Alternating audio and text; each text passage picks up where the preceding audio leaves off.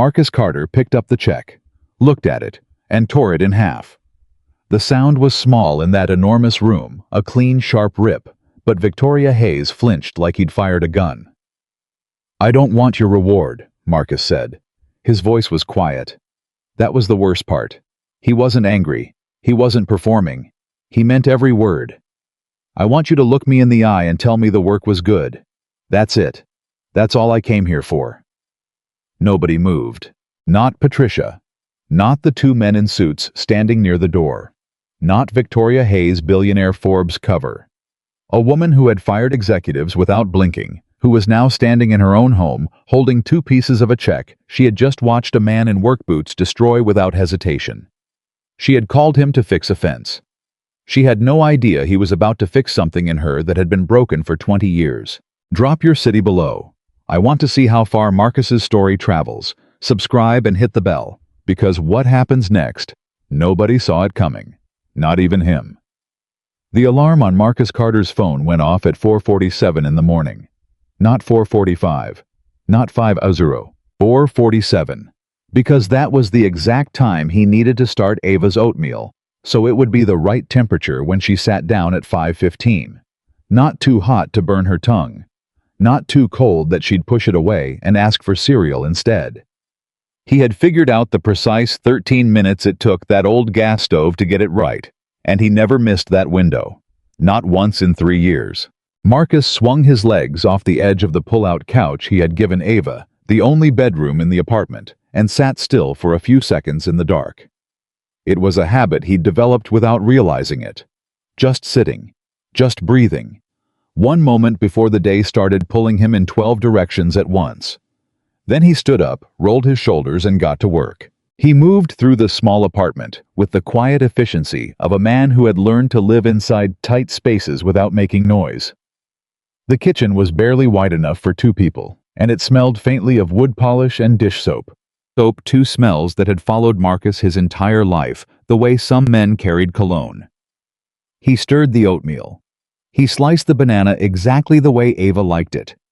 Thin coins, not chunks, because she'd told him once that chunks felt like too much commitment for early morning. He'd laughed for a whole minute at that. 7 years old and already had opinions about commitment. He packed her lunch next. Turkey sandwich, the crusts cut off. Not because she asked him to, but because he remembered hating crusts at her age, and nobody ever cut them off for him. Apple slices in a small Ziploc bag. A juice box. And at the very bottom of the bag, under the napkin, a folded piece of paper. He wrote something different on it every single day. Some days it was a joke he'd heard on the radio. Some days it was a reminder. Some days it was just, "I love you, baby girl." Dad. He never knew if she read them. He wrote them anyway. Marcus was 36 years old. He stood 6'1" with the kind of build that came not from a gym membership, but from 20 years of real work, hauling lumber, pouring concrete, lifting things that didn't want to be lifted. His hands were large and rough and had small scars across the knuckles from a decade of tools that slipped and nails that caught at the wrong angle. He wore his natural hair close-cropped and kept a neat beard that his mother used to say made him look distinguished. He hadn't thought about distinguished in a long time. Distinguished felt like a word that belonged to a different life. His was a life of invoices, school, pickup times, and making sure Ava's winter coat still fit before the temperature dropped. How was good at his work. Not just competent, genuinely good. The kind of good that clients remembered years later when something went wrong in the house, and they found themselves scrolling back through old text messages trying to find his number. He had built a small reputation in the East Charlotte neighborhoods, mostly word of mouth, the kind you earn slowly and carefully. He didn't advertise much. He didn't need to. His work advertised itself. But good at his work didn't mean comfortable. There was a difference between reputation and security, and Marcus understood that difference better than most people. Reputation got you through a dry summer. Security meant you didn't have to check your bank balance before saying yes to a repair at the grocery store. Marcus had reputation. He was still working on the other part. The call came at 6:14 that morning before Ava was awake. He almost didn't pick up. The number was unfamiliar, a 704 area code he didn't recognize, and he'd learned to be careful about unknown numbers, especially early in the morning. They were usually either a scam or a complication, and he didn't have room for either. But something made him answer. "Is this Marcus Carter?" The voice on the other end was clipped professional, the kind of voice that was accustomed to people immediately straightening up when they heard it. "Speaking," he said, keeping his voice low so he wouldn't wake Ava. "My name is Patricia Simmons. I'm the executive assistant to Victoria Hayes.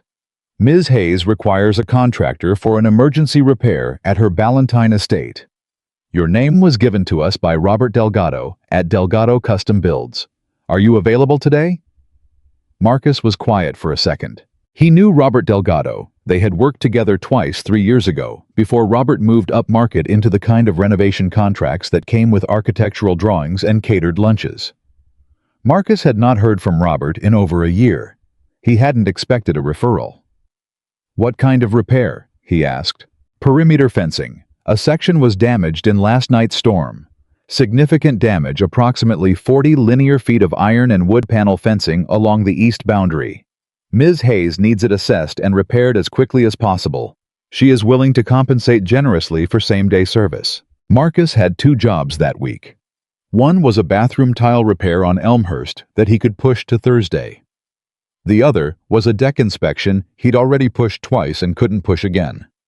He went through the math quietly in his head, the way he always did. Not just dollar math, but time math. Ava math. What does this cost me beyond money math? "I can be there by 9, he said. The Ballantine estate was the kind of address that Marcus had driven past on other jobs, but never pulled into. The neighborhood existed at a different altitude than the rest of Charlotte, not geographically, but in the way places communicate their own importance before you even step out of the car. The landscaping along the entrance road was the kind that didn't happen by accident. The trees were exactly the right distance apart. The hedges were exactly the right height. Everything said someone makes careful decisions here, and those decisions cost more than you think. Marcus had learned not to be impressed by these things. Not because he was indifferent to beauty, he wasn't actually. He could appreciate a well-designed space the way a carpenter appreciates a clean joint. But he had worked in enough expensive homes to know that money didn't guarantee good decisions. Sometimes the more a person spent on the outside of something, the harder they worked to avoid looking at what was happening on the inside. He found the damage easily. The storm had been bad. He'd heard it himself the night before, the kind of rain that came in sideways and made the windows rattle in their frames. A section of the east boundary fence had taken a direct hit from a fallen oak, which had been removed at some point before Marcus arrived, but its work was obvious. Roughly 42 feet of the fence was compromised. Some panels completely gone, others bent and cracked, but still standing, giving the illusion of stability while being functionally useless. The posts on either end of the damaged section had pulled away from their concrete footings. He walked the damage slowly, methodically taking measurements and photographs. He crouched down to examine the post footings and pressed his fingers into the soil. He looked at the angle of stress on the remaining panels. He checked the ironwork for underlying corrosion that the storm might have exposed. He did not rush. He never rushed an assessment. He knew what it cost to fix something wrong the first time and then fix it correctly the second time, and he refused to do that to himself or to a client. He was on his 3rd pass along the damaged section, notating in the small spiral notebook he kept in his left breast pocket when he heard footsteps on the stone path behind him. He turned around. Victoria Hayes was not what he expected. He had assembled an image in his head during the drive over the way you do when someone tells you billionaire CEO. He expected formal clothes assistants trailing behind the carefully arranged distance that very wealthy people often keep between themselves and the people they hire. He expected to meet a representative maybe, or a property manager. He had not expected her to walk out herself. She was in her mid-50s, dressed simply dark trousers, a plain gray blazer, the kind of clothing that was expensive because it needed to be nothing. No jewelry except small gold studs at her ears. She wore her silver-streaked hair pulled back and had the posture of someone who made decisions for a living and had never apologized for one of them. She looked at him the way she probably looked at everything directly evaluatively, taking a reading before she spoke. "Mr. Carter," she said. It wasn't a question. Ms. Hayes. He didn't extend his hand right away. He was wearing work gloves. He pulled the right one off and offered it. She shook it without hesitation. What are we looking at? She said, nodding toward the fence. He appreciated that. No small talk, no performance of concern. Just what's the situation? 42 linear feet of primary damage, he said. Another 18 feet I'd classify as compromised. It looks okay, but it won't survive another storm, and in Charlotte, that means it won't survive August. The two end posts have separation from their footings, which means you've got structural instability on both sides of the damaged section. You need the failed panels, replace the compromised panels, reinforced or replaced, depending on the material match, and both posts reset and re-anchored. Victoria was quiet, listening carefully. Timeline, she said. 2 days if the material is available. I need to source matching iron panels and treated lumber for the core posts. If I have to custom order, add 4 to 7 days. What if I need it done today? Marcus looked at her steadily. Then we compromise on the materials, and in 6 months you're having this same conversation with whoever you call next. Silence. Patricia Simmons, who had appeared behind Victoria at some point, made a small sound that might have been a sharp inhale. Victoria Hayes studied Marcus for a long moment. Then the edge of her mouth moved just slightly. Not quite a smile, more like recognition. Can you source what you need today? I can make calls. I have a supplier in Concord who keeps stock. If the match is close enough, maybe. I'll know by noon. All right, she said. I'll expect an update by noon. She turned to leave. Ms. Hayes. His voice stopped her. She turned back. I need to be transparent about something, Marcus said. The post reset alone is going to add labor and material cost that may not have been in whatever budget you had in mind for this repair. I can give you a number when I have the supplier confirmation. But I want you to know before you hear it, I don't pad costs and I don't cut corners, and those two things are connected. What I charge you will be what this job actually costs. Victoria looked at him for 3 full seconds before responding. You're the first contractor who has said those 2 sentences to me, she said, in that order. She walked back toward the house. Marcus watched her go. Then he pulled out his phone and called his supplier in Concord. He got Ava from the neighbor's apartment at 7:30, walked her to school himself because he always walked her when he was working locally, and made it back to the Hayes estate by 9:15 with a confirmed materials list and a preliminary quote in his notebook. Ava had asked him that morning, standing on the sidewalk in front of her school with her backpack straps clutched in both hands. Daddy, is today going to be a good day? He crouched down to her level. He did that every morning, crouched down, so she didn't have to look up at him like he was something in the distance. So they were face to face, the same height, the same world. I think so, he said. You? She considered it seriously the way she considered everything. I think yes, she decided. But I need you to pick me up, not Ms. Denise. I'll be there, he said. Promise, promise. That word sat with him all day, like a stone in his pocket. Not heavy, just present, a reminder. He worked through the afternoon, and the work was good. Not easy, but the kind of difficult that made sense, where the problem was clear, and the solution was clear, and the only variable was effort and care. His hands knew what to do. They had always known what to do. That was the one place Marcus Carter had never doubted himself when he was working. In the rest of his life, there were 100 questions he couldn't answer. 100 places where the path was uncertain and the options were imperfect. But when he was on a job, the measurements were either right or wrong. The joint either held or it didn't. The work either stood up or it fell down. He preferred that clarity. By late afternoon, the failed panels were cleared. The post footings were broken open and cleaned, and the new posts were set and waiting for the concrete to cure. The materials from Concord had arrived. The match was excellent, close enough that within a season of weathering, you wouldn't be able to tell the difference. Victoria Hayes appeared twice during the day to check on progress. Not hovering, just appearing and asking 1 or 2 specific questions, then leaving. The second time, she brought him a bottle of water without being asked. He drank it. He said thank you. That was all. At 5:00. Marcus packed his tools. He had done everything that could be done on day one.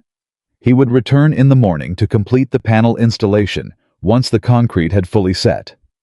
He found Victoria in the formal sitting room off the main entrance when Patricia brought him in to discuss the completed work. He walked her through what had been done and what remained for tomorrow morning.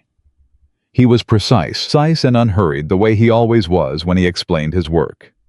He'd learned early on that clients who didn't understand what they were paying for became clients who questioned everything. And clients who questioned everything were clients who eventually felt taken advantage of, even when they hadn't been. He believed in explanation, the way he believed in accurate measurement. It prevented problems before they started. Victoria listened without interrupting. When he finished, she said, "You worked through lunch." It wasn't exactly a question. "I had a pickup at 3:15, he said. "I needed to manage my time." "Your daughter?" He paused. He hadn't mentioned Ava that he could remember. "Patricia spoke with your references," Victoria said simply. "One of them mentioned your daughter." "Yes," he said, "my daughter." Something moved across Victoria Hayes's expression. It was brief, a shift in the eyes, something behind the professional composure that was there and then wasn't. Marcus filed it away without reading too much into it. "I'll see you tomorrow morning," she said. 8 o'clock, he confirmed. He was at Ava's school at 3:15 exactly. She came out of the double doors in a rush, backpack bouncing, and when she saw him standing at the fence, she ran the last 30 feet. He caught her. She smelled like pencil shavings and fruit punch, and that specific warm smell that children have at the end of a school day, slightly tired, completely themselves. He held her for a moment and felt the thing he always felt in that moment, the thing that was bigger than gratitude and quieter than pride. Just here she is. Here we both are. "Good day?" he asked. "Okay day," she said, seriously pulling back to look at him. "We talked about fractions. I still think fractions are someone's opinion." He laughed, took her backpack, and they walked to the truck together. The following morning, Marcus arrived at the Hayes estate at 7:52, 8 minutes early, because he was always 8 minutes early to jobs on the second day. First day, he was exactly on time, punctuality as introduction. Second day early, because early showed commitment. He was installing the first of the replacement panels when he heard the cars. 3 of them high-end, moving with the unhurried confidence of people who owned the road. They parked in the estate's circular drive, and the men who got out wore the kind of suits that were invisible as suits, which meant they cost more than Marcus made in a month. He heard voices from inside the house, sharp and overlapping. The way voices get in a business meeting where nobody completely agrees. He kept working. One of the men came around the side of the house eventually. Marcus heard the footsteps before he saw him, hard leather soles on stone. The sharp, particular click of someone walking with authority they'd never questioned. The man was perhaps 60, silver-haired, the kind of physically large that had once been athletic and had thickened with age and comfort. He stood at the edge of the patio and looked at the fence line. Then he looked at Marcus. "Is Hayes inside?" he said. "Not is Ms. Hayes inside. Not excuse me. Just is Hayes inside." Marcus straightened up. "I'd ring this bell," he said. The man's eyes moved over Marcus slowly, the tools, the work clothes, the truck parked along the east boundary. "They actually sent one guy." He said it more to himself than to Marcus, with a small sound that might have been a laugh. Marcus went back to work. He felt the man's gaze stay on him for another few seconds. Then the footsteps retreated back toward the house. Marcus's jaw was tight. He rolled his shoulders once deliberately and put the tension somewhere it wouldn't interfere with his work. He had spent 36 years putting tension in places where it wouldn't interfere. He kept installing panels. An hour later, he heard the voices again, this time outside on the patio, carrying in the way outdoor voices carry when people aren't thinking about what else might be listening. There were 3 men and Victoria, and the conversation was clearly not going well. Marcus wasn't trying to listen. But sound traveled, and the east side of the property was quiet, except for his tools, and some voices are just constructed to carry. The silver-haired man. Someone called him Grant was speaking. His voice had the deliberate slowness of someone who was used to being the most important voice in any room. I'm just saying, Victoria, there are services for this kind of thing. Agencies. You don't need to be out here supervising the labor personally. I'm not supervising anything, Victoria said. Her voice was controlled. I'm overseeing my property. Right. A pause. Has he been inside the house? Silence. Grant. I'm asking a practical question. You don't know this person. You looked him up for what, a week? You've got proprietary documents in that office. He's a contractor fixing a fence, Victoria said. He's a contractor you're treating like a colleague, Grant said. Which is frankly the kind of judgment call that makes me wonder about some of the other judgment calls we've been discussing. Marcus put down his mallet. He stood very still. I've seen you more comfortable around this guy in 2 days. Grant continued, his voice dropping slightly. Not quieter. Just more deliberate. Than you are around people you've worked with for 10 years. I'm just noticing that. And I'm wondering what it means for the company when our CEO is more focused on the help than on, that's enough. It was Victoria's voice, but it had changed. The control was still there, but something had moved underneath it like a current. We'll continue this inside, she said. The voices moved toward the house. Marcus picked up his mallet. His hand wasn't entirely steady. He drove it into the next panel with more force than was necessary, and the wood accepted it, and the fence held, and he kept working because there was nothing else to do but keep working. That was the truth of it. The simple, grinding, unkillable truth of his life. You kept working. You kept showing up. You stayed steady when everything around you was trying to move you off center, because the alternative was letting it win, and he had decided a long time ago in a place darker than any of this that certain things were not going to win. He was rechecking his panel alignment when he heard footsteps on the grass behind him. Light footsteps. Unhurried. He turned. Victoria Hayes was walking toward him alone. No assistants, no colleagues. She had her hands in the pockets of her blazer, and her face was wearing an expression Marcus hadn't seen on it yet. Not the professional evaluation, not the direct efficiency. Something more deliberate. Like she was choosing her words before she arrived. She stopped a few feet from him. I owe you an apology, she said. Marcus waited. What was said on that patio? She began. I heard some of it, he said. He kept his voice level. Not all of it. Enough, she said. It wasn't a question. Enough, he agreed. She looked at the fence. At the panels he had installed the concrete that had cured perfectly overnight, the new posts standing solid and true. She looked at it the way you look at something when you're seeing it, but thinking about something else entirely. Those men, she said, have known me for 15 years. They've sat in boardrooms with me and built something worth billions of dollars together, and not one of them. She stopped. Started again. You've been here 2 days, and you're the first person in I don't know how long who told me the truth before I had to ask for it. Marcus said nothing. He was listening in the way he listened to clients when they were telling him something important, with his whole attention, without filling the space. I know it doesn't fix what you heard, she said. No, he said. It doesn't. Another silence. I'm going to finish the job, Marcus said. Not aggressively, just clearly. Because the work isn't finished, and I don't leave work unfinished. Victoria nodded once. There was something in her face that looked very briefly like relief.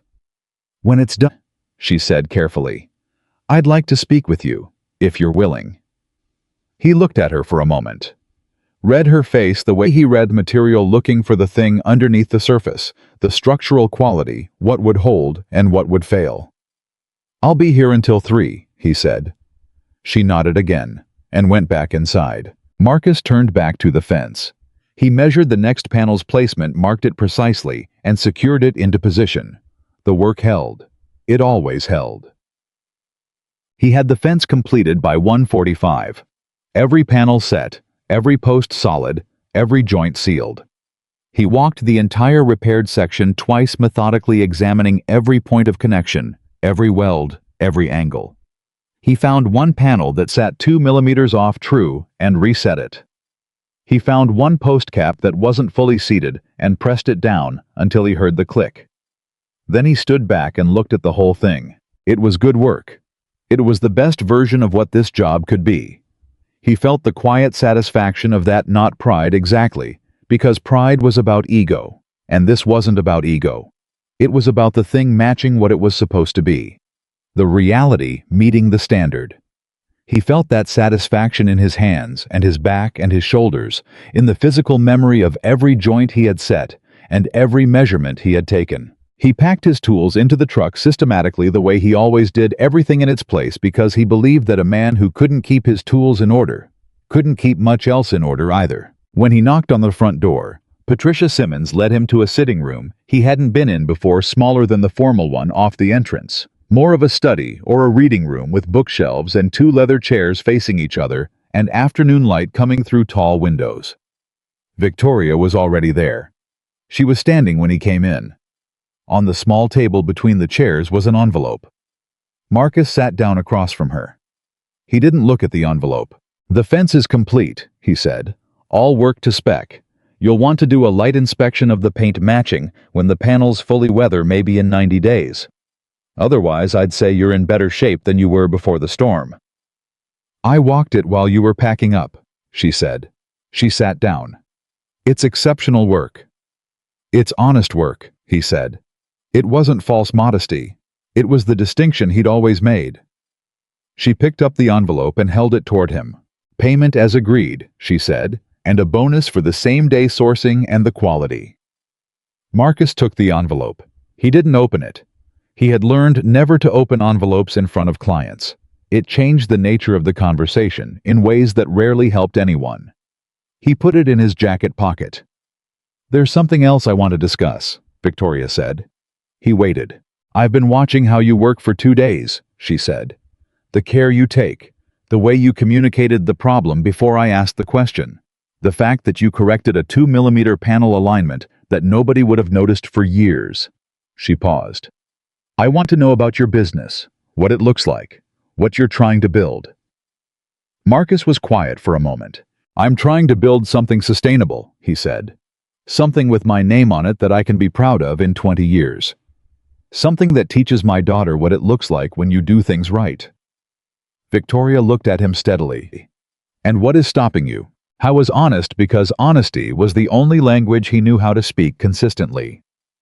"Capital. The gap between what I can take on and what I can finance. I can do bigger jobs. I have the skill. I have relationships.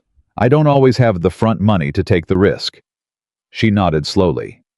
"I want to propose something to you," she said. He looked at her, and something in his chest tightened.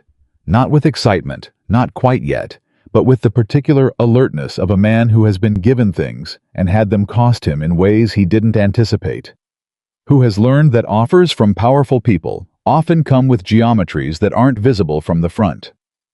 "Before you do," Marcus said, and his voice was careful and his eyes were clear, "I need to tell you something." Victoria was quiet. "I've spent my whole life earning what I have," he said. "Every dollar I've made, I made with these." He turned his hands upward briefly on his knees. "I have a daughter who is watching every decision I make, and I will not let her see her father accept something he didn't earn." Victoria held his gaze. "What you're hearing," she said quietly, "is not charity." "Tell me what it is," he said. "A chance," she said. The words sat in the air between them. Outside the tall windows, the repaired fence stood straight and solid against the afternoon sky. Every panel true, every post anchored deep. Marcus Carter looked at Victoria Hayes. And he listened. He didn't know, sitting in that chair, that the envelope in his pocket contained exactly double what he had quoted. He didn't know that the woman across from him had already made 3 calls that afternoon to people he had never met. He didn't know that the silver-haired man named Grant Whitfield had already started making calls of his own. And he didn't know that the choice he was about to make in this quiet room would put both of them in the center of something neither of them was prepared for. But Marcus Carter had spent 36 years preparing for exactly this, even when he didn't know it. Victoria Hayes did not sleep that night. She sat in the reading room where Marcus Carter had sat across from her just hours before, and she looked at the 2 pieces of the check on the table in front of her, and she thought about the sound it made when he tore it. that small, clean rip. She had replayed it maybe 30 times since he drove away, and every time she replayed it, she felt the same thing she'd felt in the moment. Not offense, not confusion, but something closer to embarrassment.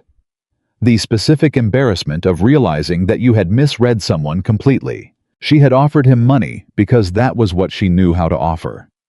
Money was the language she had spoken for 30 years, in every room, with every person. Need something fixed. Money.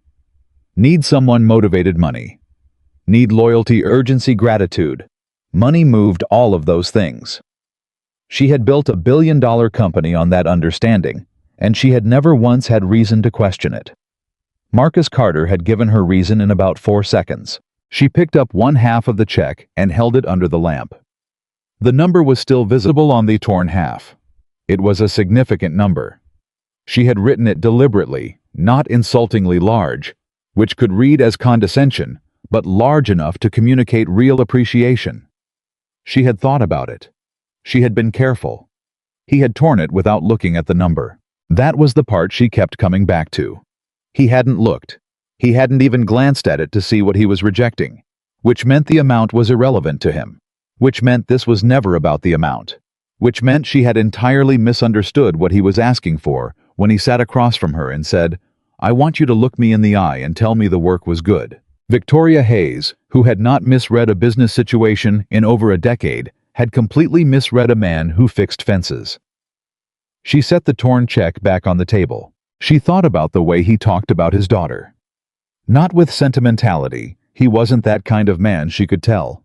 He talked about Ava the way he talked about his work directly, specifically with the quiet conviction of someone who had measured it carefully and knew exactly what it was worth. He had said, "I will not let her see her father accept something he didn't earn." And the thing that struck her wasn't the pride in it. She understood pride. She had plenty of her own. It was the specificity of the reason. It wasn't about him. It was about what she would see, what she would learn, what she would carry. Victoria had no children. She had made that choice young, and had never been certain whether it was a choice or a surrender, whether she had decided or simply allowed time to decide for her. It was one of the few things she did not examine too closely. She pulled her phone off the table and opened her contacts. She stared at Marcus Carter's number for a long time. Then she put the phone face down and went to bed. She still didn't sleep. Marcus picked Ava up from school the next afternoon with a specific kind of tired that had nothing to do with the physical work. He was tired in his chest, in the part of him that spent energy on things he couldn't fix with his hands. He had been thinking about Victoria's offer all day. Not the offer exactly, because she hadn't fully made it yet, but the shape of it, the shadow of it, the way it had sat in that room between them and changed the air. Ava climbed into the truck and immediately said, "You have your thinking face." "I have a face for thinking." "It's your mouth," she said seriously, buckling her seatbelt with the intense concentration she brought to mechanical tasks. "It goes flat, like a line. Ms. Denise has one too, but hers goes down on one side. Yours just goes flat." "You're very observant," he said. "I know." She pulled her backpack onto her lap and started unzipping it. "What are you thinking about?" He pulled out of the school lot before answering. He had a rule with Ava, no half-truths. He could simplify. She was 7. He simplified constantly, but he didn't deflect, didn't redirect, didn't hand her a different question than the one she asked. He had decided that before she was born, actually sitting in the hospital waiting room while his ex-wife was in labor, holding a cup of bad coffee and making a list in his head of things he was going to do differently than had been done for him. Honesty was first on that list. "I had a job yesterday," he said, "and the woman I worked for wants to help me with my business, give me money to grow it, and I'm trying to figure out how I feel about that." Ava processed this for a moment, pulling the folded piece of paper from her backpack, the note he had put in her lunch that morning. She smoothed it out on her knee and looked at it, even though she'd clearly already read it. "Is she nice?" Ava said. "I think so. I'm not sure yet." "Do you need the money?" He glanced over at her. 7 years old. "Do you need the money?" Just like that, clean and direct, no ceremony. "It would help," he said carefully. Then maybe say yes, she said with the simple logic of someone who had not yet learned to make things complicated. She folded the note back up and put it in the small front pocket of her backpack, the pocket she kept things she wanted to keep. He had never told her he noticed that. He noticed it every time. It's a little more complicated than that, he said. Grown-up complicated or actually complicated? He laughed despite himself. What's the difference? Grown-up complicated means it's actually simple, but you're scared, she said. Actually complicated means it's actually hard. He drove for a block without saying anything. Somewhere in between, he finally said. Ava nodded, satisfied, like this was the answer she'd expected. Okay, she said. Then, can we get tacos? We can get tacos, he said. He called Victoria Hayes the following morning. It was 7:30, and Ava was eating her oatmeal at the kitchen table, and Marcus was standing at the window with his phone watching the street below. The way he always did in the mornings, a habit from years of early starts reading the day before it fully arrived. Victoria picked up on the second ring. Mr. Carter. I'd like to hear the rest of what you were going to say, he said. If the offer is still there. A brief pause. It is. Then I think we should talk in person. I can be at the estate by 10, she said. Not the estate, he said. Somewhere neutral. There's a coffee place on Central Avenue called Moro's. You know it.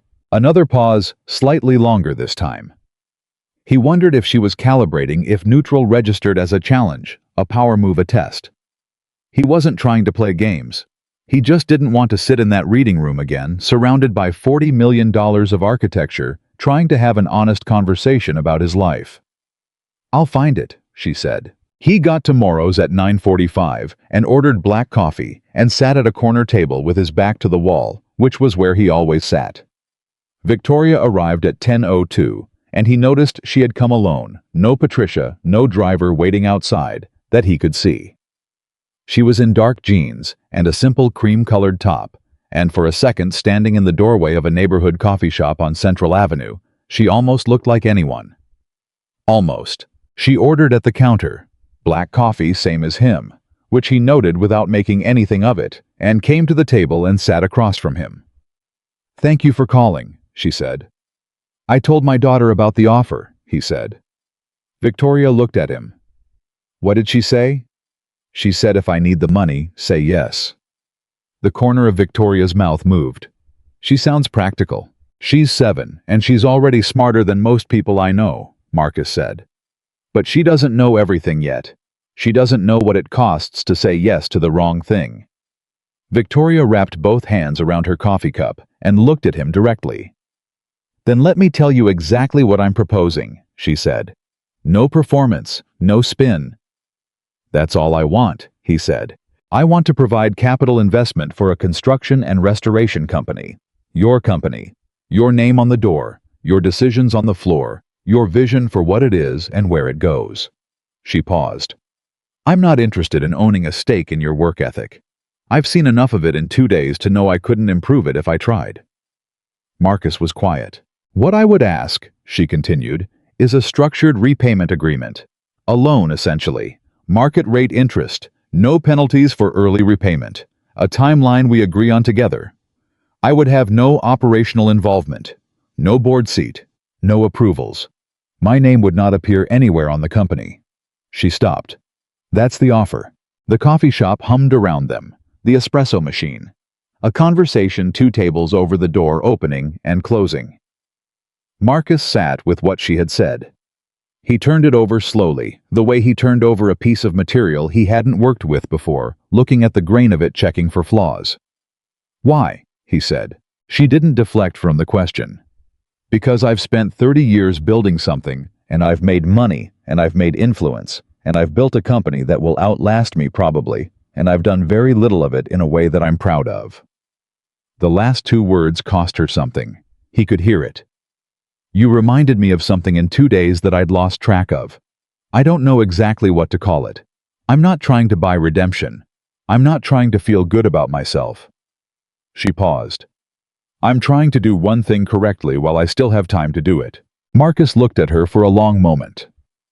You're going to need to tell me about your father, he said. She blinked. Excuse me? Yesterday you started to say something about your father. You stopped. He held her gaze. If you want me to understand where this is coming from, I need to understand that part. Victoria Hayes, who controlled boardrooms, who had negotiated contracts worth hundreds of millions of dollars, who had famously walked out of a merger discussion because the other party lied about a number and returned 2 hours later with documentation that ended. The other man's career sat in a coffee shop on Central Avenue and was quiet for a long moment. My father was a contractor, she said. I know, Marcus said. You mentioned it. How was good? Really good. He built custom homes in Raleigh for 20 years. He had a reputation that took him a long time to build, and he was proud of it, in the same way you're proud of yours, not loudly, but completely. She turned her coffee cup slowly in her hands. When I was about 22, a business partner approached him. Offered capital. Offered growth. My father said no. He said the same things you're saying. He didn't want to owe anyone, didn't want his name tied to someone else's money, didn't want people to say he couldn't do it on his own. She paused. He turned down 3 opportunities in 5 years. Each one was legitimate. Each one would have changed his trajectory. What happened? Marcus said. The market shifted. 2008. He was extended on 2 projects, his credit line got pulled, and he couldn't bridge the gap. He lost the business. She said it plainly, factually. The way people talk about things they've processed so many times, the sharpness is gone, worn smooth by repetition. He never recovered from it, not financially, not otherwise. She looked down at her coffee. He died believing he had failed. The coffee shop hummed. He didn't fail, Marcus said. I know that, Victoria said quietly. He didn't know it. Marcus was still for a moment. He thought about his own father briefly. The thought came and went quickly because there was nothing long to think about. His father had not been present. That was the complete version of the story. His father had not been present, and Marcus had spent his entire life deciding what that meant and what it didn't mean, and making sure that his daughter would never have to make that same calculation. There is a difference, Victoria said, between charity and a chance. She said it carefully, like she had thought about the exact words. Marcus felt them land. I know the difference, he said. I know you do, she said. That's why I'm sitting here. He said he would think about it. He said he would give her an answer in 48 hours. He was precise about the timeline because he'd learned that open-ended thinking became circular thinking, and circular thinking was just anxiety wearing a problem-solving costume.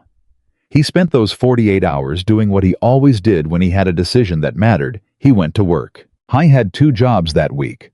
The deck inspection he'd finally completed, and a new referral, a kitchen renovation in no day, that was going to take most of the month. He worked the kitchen job with his full attention, measuring and cutting and fitting with the care he always brought, and in the background of his focus, underneath the work, he was thinking. He was thinking about what it would mean to say yes. I was thinking about Ava's backpack, the front pocket, where she kept the things she wanted to keep. He was thinking about a man in Raleigh who had said no 3 times and died believing he had failed. He was thinking about his own, what they were capable of, what they had already built, what they could build if the gap between skill and capital was closed. And he was thinking about Grant Whitfield, the silver-haired man on the patio whose voice had carried across the property with the ease of someone who had never once considered that the person on the other end might be listening. Don't forget his place. 4 words delivered casually like a fact of nature. Marcus had heard versions of those 4 words his entire life. In classrooms, in job sites, in bank offices, where the loan officer's eyes moved over his application and then moved over him, and he could see the recalibration happening in real time. He had heard it with his own ears and felt it without words, in the way a room changed when he entered it, in the way certain people's helpfulness had a ceiling on it that they never mentioned, but that he always found eventually. He had never let it stop him, but he had also never stopped feeling it. And there was something about the fact that Grant Whitfield had said it at Victoria Hayes's property, about Victoria Hayes's reaction to it, that was sitting with him in a particular way. Victoria had shut Whitfield down. She had said that's enough in a voice that left no room for argument. Marcus had heard it from his side of the fence, and he had filed it away, and he was filing it now in the section of his mind where he kept things that were still being determined. I was still being determined about Victoria Hayes. He was not there yet, but he was closer than he'd been 2 days ago. On the morning of the 48th hour before he called her, his phone rang first. Unknown number. 704, area code. He picked up. "Is this Marcus Carter?" The voice was male flat, with the specific friendliness of someone who wanted something. Speaking. "Mr. Carter, my name is Daniel Reeves. I'm an associate at Whitfield Capital. I'm calling on behalf of Grant Whitfield. Mr. Whitfield wanted to personally reach out and let you know that if you're looking for contract work, large-scale, well-paying contract work, Whitfield Capital has several development projects in the pipeline, and we are always looking for reliable subcontractors." Marcus was very still. "How did you get this number?" he said. A half-second pause. "Mr. Whitfield has a number of connections in the Charlotte construction community. I didn't ask who gave it to you," Marcus said. "I asked how you got it." The friendliness in the voice adjusted slightly, recalibrated the way voices do when a conversation goes a direction they didn't anticipate. "As I said, Mr. Whitfield has relationships in the community, and—" "Tell Mr. Whitfield I'm not interested," Marcus said. "And tell him not to call this number again." He hung up. He sat with his phone in his hand for a long moment. Then he called Victoria Hayes. She picked up on the first ring. "I'm in," he said. A beat of silence. Then, "What changed?" "Nothing changed," he said. "I just finished thinking." He paused. "But I have conditions." "Tell me," she said. "My name is on the company. Only my name." "Agreed. I make the decisions. All of them. You have no operational input." "Agreed. It's a loan. Every dollar. I pay it back with interest on a timeline we write down and both sign." "Agreed. And one more thing." He paused. He had not planned this condition. It had arrived in him just now, fully formed in the moment after he hung up on Daniel Reeves. "If anyone ever uses your investment in my company as a reason to dismiss what I've built, if anyone ever says I only made it because a wealthy woman gave me a hand, you will tell them the truth. The full truth. What you saw in 2 days, why you made the offer, and what I said before I accepted it." Silence. "You want me to be a witness," Victoria said. "I want someone in that world to tell the truth about what this is," Marcus said. "Because I have a feeling there are going to be people who try to make it into something else." Another silence. Longer this time. "Marcus," she said, and it was the first time she had used his first name. He noted it. "I already know who is going to try." "So do I," he said. He had felt it the moment he heard Daniel Reeves's carefully friendly voice on the phone. Grant Whitfield had called Marcus directly offering contract work before Victoria had announced anything publicly, which meant Whitfield was already watching, which meant Whitfield already considered Marcus a variable in something larger than a fence repair, which meant this had never been only about a fence. "We should meet tomorrow," Victoria said. "I'll have my attorney draft the loan agreement." "I'll bring mine," Marcus said. A pause. Then, and he could hear something in her voice that was almost not quite, but almost warmth. "You have an attorney." "I have a woman named Sandra Park, who has been my attorney for 8 years, and who once spent 45 minutes on the phone with a contractor's insurance company, so I wouldn't have to," Marcus said. "She's sharper than anyone in your building." "I believe you," Victoria said. The paperwork took 4 days, which was faster than Marcus expected, and slightly slower than Victoria was used to, which told him something about both of their relationships with patients. Sandra Park read every line with the focused intensity of someone who understood that documents were just intentions that could be enforced, and she changed 3 clauses and removed 1 entirely, and the final agreement was 7 pages long, and said exactly what Marcus had asked for, and nothing extra. He signed it at a conference table in Sandra's office, not Victoria's office, not her estate. Sandra's office on the 14th floor of a building on Trade Street, where the furniture was practical and the coffee was mediocre, and nobody was performing anything for anyone. Victoria signed it across the table from him. She signed it without reading it again, because she had already read it 3 times and had told him so, and Marcus believed her because she was the kind of woman who read things 3 times. Carter Restoration, she said, looking at the company name on the first page of the agreement. That's what you want to call it. My name, he said. My work. She nodded, slid the signed copy across to Sandra. Then let's make sure nobody forgets whose name is on it. Marcus drove home that afternoon with a cashier's check in his jacket pocket. The first loan disbursement enough to cover equipment licensing insurance and 3 months of operating cushion. He sat in his truck outside his apartment building for a few minutes before going inside. Not because he was uncertain. He had finished being uncertain 4 days ago when he signed the papers. He sat because he wanted to stay inside the moment for a little while longer. The moment before everything changed. He had had a few of those in his life, he could count them. The morning Ava was born. The day he first opened his own business account with his own name on it. The day he walked into that school when Ava was in kindergarten and saw her sitting at a small table drawing with crayons, with such complete absorption that she didn't see him for a full minute, and in that minute, he understood in a way he hadn't before what he was working for. He sat in the truck, and he breathed, and he thought about his father not being there, and about a contractor in Raleigh who said no 3 times, and about a 7-year-old girl who kept his notes in the front pocket of her backpack, and about 2 pieces of a torn check on a table in a reading room in Ballantyne. Then he got out of the truck and went upstairs. Ava was at the kitchen table doing homework. Her tongue pressed against the corner of her lip, the way it always was when she was concentrating. She looked up when he came in. "How was today?" she said. "Big," he said. She studied his face. Good big or scary big? He thought about it honestly. "Both," he said. She nodded like that made perfect sense. "Okay," she said, and went back to her homework. He started making dinner. 3 weeks later, Grant Whitfield called Victoria Hayes directly. She was in her office reviewing a quarterly report, and she let his name sit on her screen for 2 full rings before she picked up. She had been expecting this call. She did not know exactly what shape it would take, but she had known it was coming. The way you know weather is coming, you can feel the pressure in the air before you see the clouds. "Grant," she said. "Victoria." His voice was the same as always, controlled, conversational, with the particular confidence of a man who had never walked into a room and been the least powerful person in it. "I heard you've made a capital investment." "News travels," she said. "In our circle, yes." A pause. "A construction company. A sole proprietor.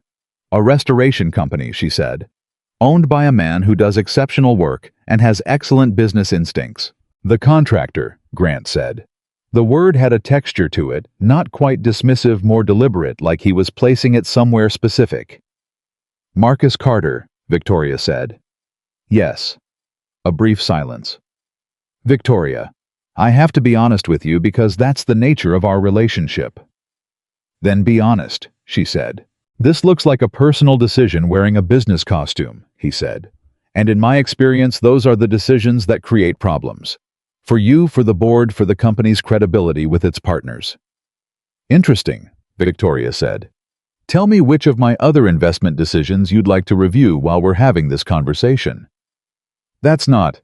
I have made 47 investments in the last 8 years," she said. "Some of them worked, some of them didn't. You have never called me about any of them." She paused. "Why this one, Grant?" Silence. "What is it about this investment," she said carefully, "that concerns you enough to pick up the phone?" He didn't answer right away. She waited. She was very good at waiting. "I don't think you understand the optics," he finally said. "The optics," she repeated. "The optics of a CEO with your profile making an emotional decision about a—" He paused, choosing. "About someone you met on a job site." "Say it plainly," Victoria said. Her voice was completely level. "Whatever you're dancing around, Grant, say it plainly." Another silence. Longer. "I'm saying that this industry watches us," he said. "And right now, they're watching you." "They've always watched me," she said. "I've always given them something worth watching." She closed the quarterly report on her desk. Marcus Carter is going to build something real. And in 5 years, when Carter Restoration is one of the most respected companies in this region, you will have the opportunity to tell people that you had concerns. She paused. Or you can wait and say nothing. Either way, I'm not interested in this conversation, Grant. Don't make me have it again. She ended the call. She sat with the quiet of her office for a moment. Her hands were steady. Her breathing was steady. She had known walking into this whatever this thing she was building alongside Marcus Carter, that it would cost her something in that world. That world had a specific gravity, and it pulled toward comfortable patterns, familiar hierarchies, the way things had always been arranged. She had spent 30 years inside that gravity. She was tired of it. She opened her desk drawer and pulled out a photograph that she kept there, not displayed, just kept in the drawer face down. She turned it over. Her father in front of a half-finished house 20-something years ago, squinting into the sun. He was wearing work clothes, not entirely different from what Marcus Carter wore. He was smiling like a man who knew exactly what he was building and believed completely in its value. She looked at it for a moment. Then she put it back in the drawer face down and went back to work. Marcus found out about Whitfield's call 3 days later, not from Victoria, but from Sandra Park, who had a source inside a real estate firm connected to Whitfield Capital, which was how Sandra Park operated. She always had sources everywhere because she believed information was the only currency that compounded without risk. He was in his truck parked outside a hardware supplier when Sandra called. "You need to know something," Sandra said. And when Sandra led with that phrase, Marcus stopped whatever he was doing and listened. She told him what she'd heard: the call to Victoria, the word optics, the conversation about the board. Marcus was quiet for a moment. He stared through the windshield at the parking lot. "He's not going to stop," Marcus said. It wasn't a question. "No," Sandra said. "Men like Grant Whitfield never stop. They just change tactics. What do you think he's going to do?" "I think he's going to look for something he can use," Sandra said. "Something about you. Something that makes the investment look like a mistake." She paused. "Marcus, is there anything he's going to find?" The question landed in a specific place. A place Marcus didn't visit often, not because he was ashamed of it exactly, but because it was the kind of territory that required care. Like a fence with compromised posts, it looked fine from the outside, but if you pressed it, you'd feel the instability. I thought about a night 14 years ago. He thought about a phone call from a police station. He thought about a choice he'd made that had cost him 90 days and had never fully left him in the way that certain things don't leave. They just find quieter places to sit. "There might be something," he said. Sandra's voice didn't change. That was one of the things he valued most about her. "Tell me," she said. And he did. She listened without interrupting, the way she always did when the information was important. When he finished, there was a brief silence. "Okay," she said. "Here's what you're going to do." "I know what I'm going to do," he said. "Tell me," she said. "I'm going to tell Victoria," he said. "Before Whitfield finds it. Before she hears it from anyone else." Sandra was quiet for a moment. Then, "Good," she said. "Good. Because if she finds out from him, Whitfield controls the story. If she finds out from you, you control it." "It's not about controlling the story," Marcus said. "I know it's not," Sandra said. "But it has the same effect. Call her today." He sat in the parking lot for another minute after he hung up. He watched a man load lumber into a pickup truck, the wood going in clean and straight, one piece at a time. He watched the man tie it down carefully, making sure nothing would shift on the highway. Then he called Victoria Hayes. "I need to tell you something," he said when she answered. "About my past. Something you need to know before you hear it from someone else." Her voice was steady. "I'm listening," she said. And Marcus Carter, who had spent 14 years carrying a story that belonged to someone else, began to put it down. Victoria didn't say anything for the first few seconds after Marcus started talking. He told her everything in the order it happened, which was the only way he knew how to tell a story. He didn't editorialize. He didn't soften the edges or build toward anything. He just laid it out the way he laid out materials before a job, all of it on the table visible, so you could see exactly what you were working with before you started. Howe was 22 years old. His name was Darnell Webb, and he had been Marcus's closest friend since the 7th grade. They had grown up on the same block in East Charlotte, played ball in the same parking lots, taken the same wrong turns, through the same bad years, and when life started pulling them in different directions. Marcus toward trade work. Darnell toward a set of choices that Marcus couldn't follow him into. They had stayed friends anyway, because some friendships were deeper than the directions you went. Some friendships were foundational in a way you didn't question. You just built on top of them. One night in October, Darnell called Marcus from a payphone at 11:30 at night. He was crying, which was something Marcus had never heard before, not once in 15 years of friendship, and the sound of it did something to Marcus's chest that he had never forgotten. Darnell had been in a fight. A serious one. A man had ended up hospitalized. And Darnell had a record 2 prior incidents. Nothing severe, but the kind of prior history that turned a fight into a felony with a different sentencing calculation than a clean record would produce. He was terrified. He was at the corner of 2 streets that Marcus knew 3 blocks from where they had gone to middle school, and he told Marcus he didn't know what to do. Marcus drove to him. He never knew in the years that followed whether it was the right decision or just the inevitable one. He had asked himself that question so many times that it had worn smooth in his mind, like a stone you keep in your pocket and turn over so often it loses its edges. He had never arrived at an answer that fully satisfied him. Maybe that was the honest answer, that some decisions live forever in the space between right and inevitable, and you just carry them. When the police arrived at the scene, someone had called a witness. Marcus hadn't seen. Marcus was the one who was there. Darnell wasn't. Darnell had left 2 minutes before the patrol car pulled up, and Marcus, who had done nothing wrong, who had touched nothing and broken nothing and hurt nobody, was standing on the corner in the wrong place at the precise wrong moment.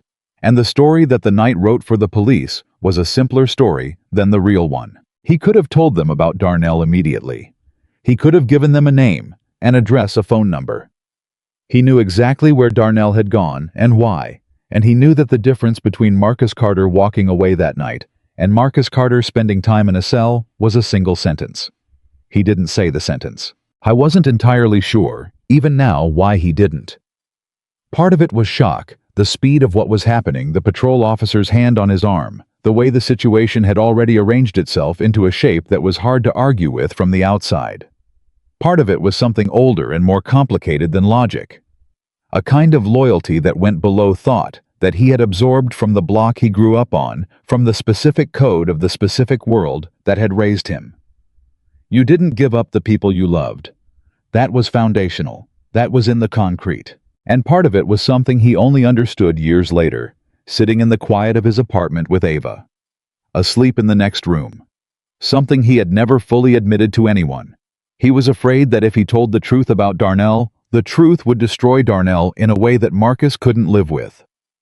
Darnell had a daughter too, an 18-month-old girl named Camille.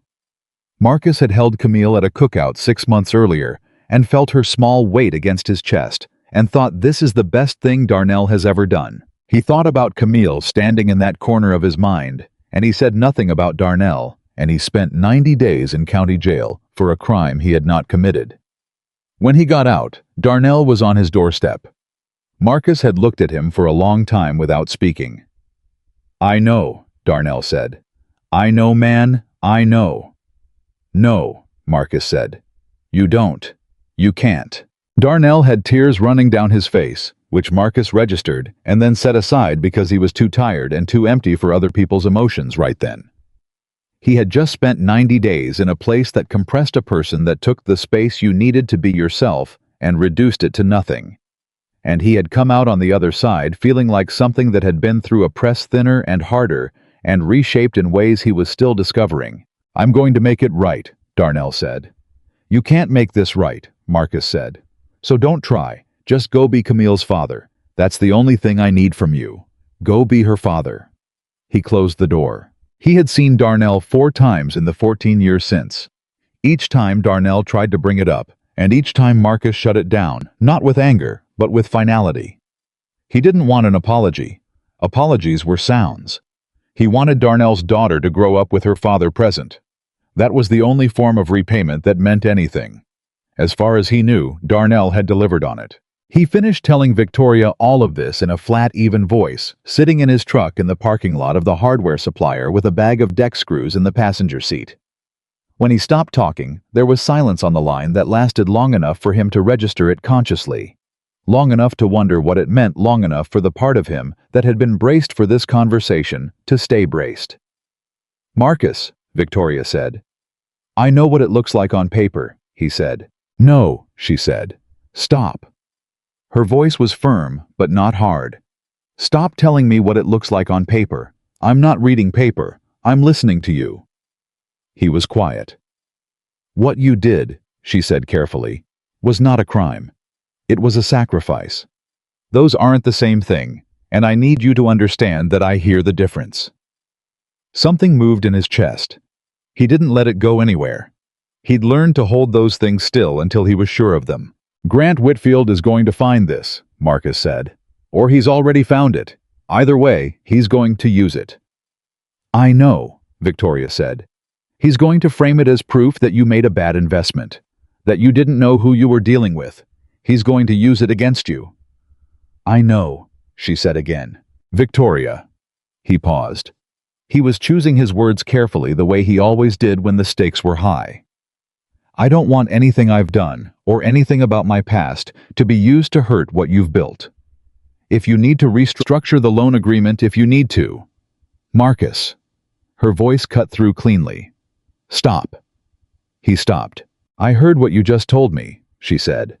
"A 22-year-old man spent 90 days in jail protecting his best friend's child from growing up without a father. That is the entirety of what I heard." She paused.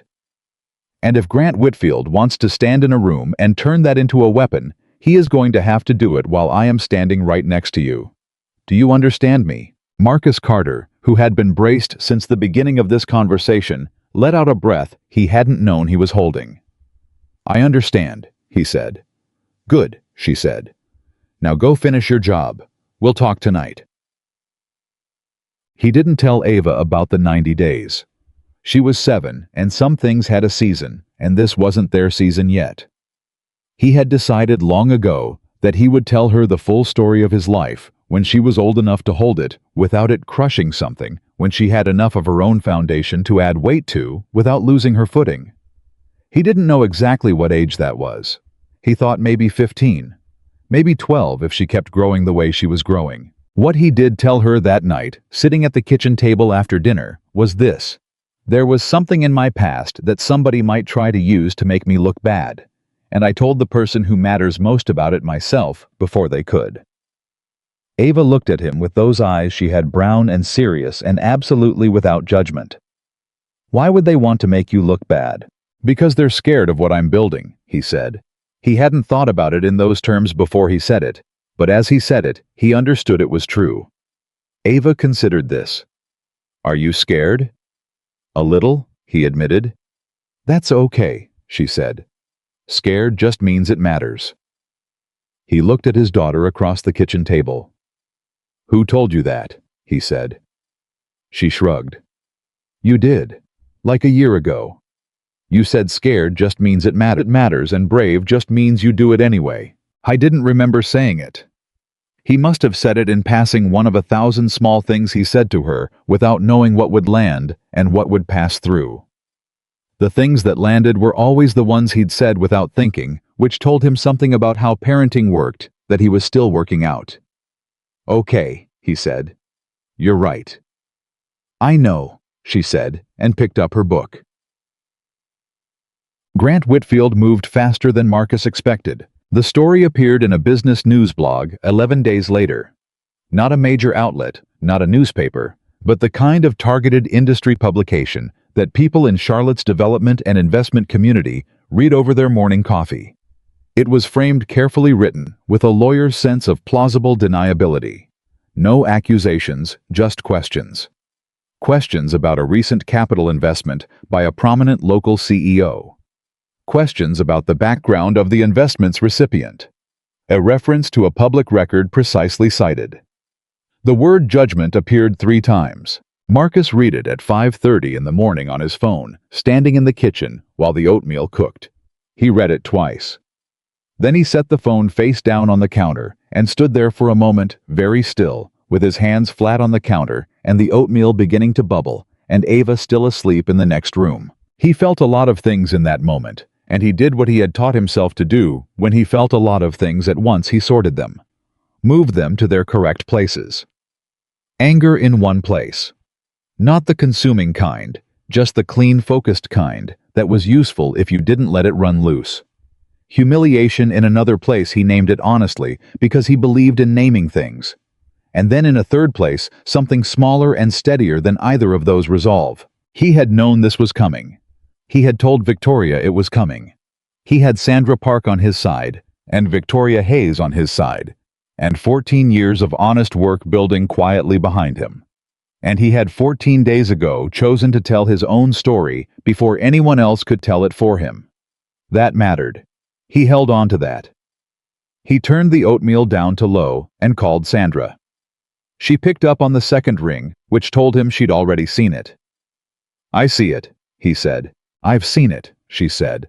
"It's been up for 2 hours. I've been waiting for you to call." "What do we do?"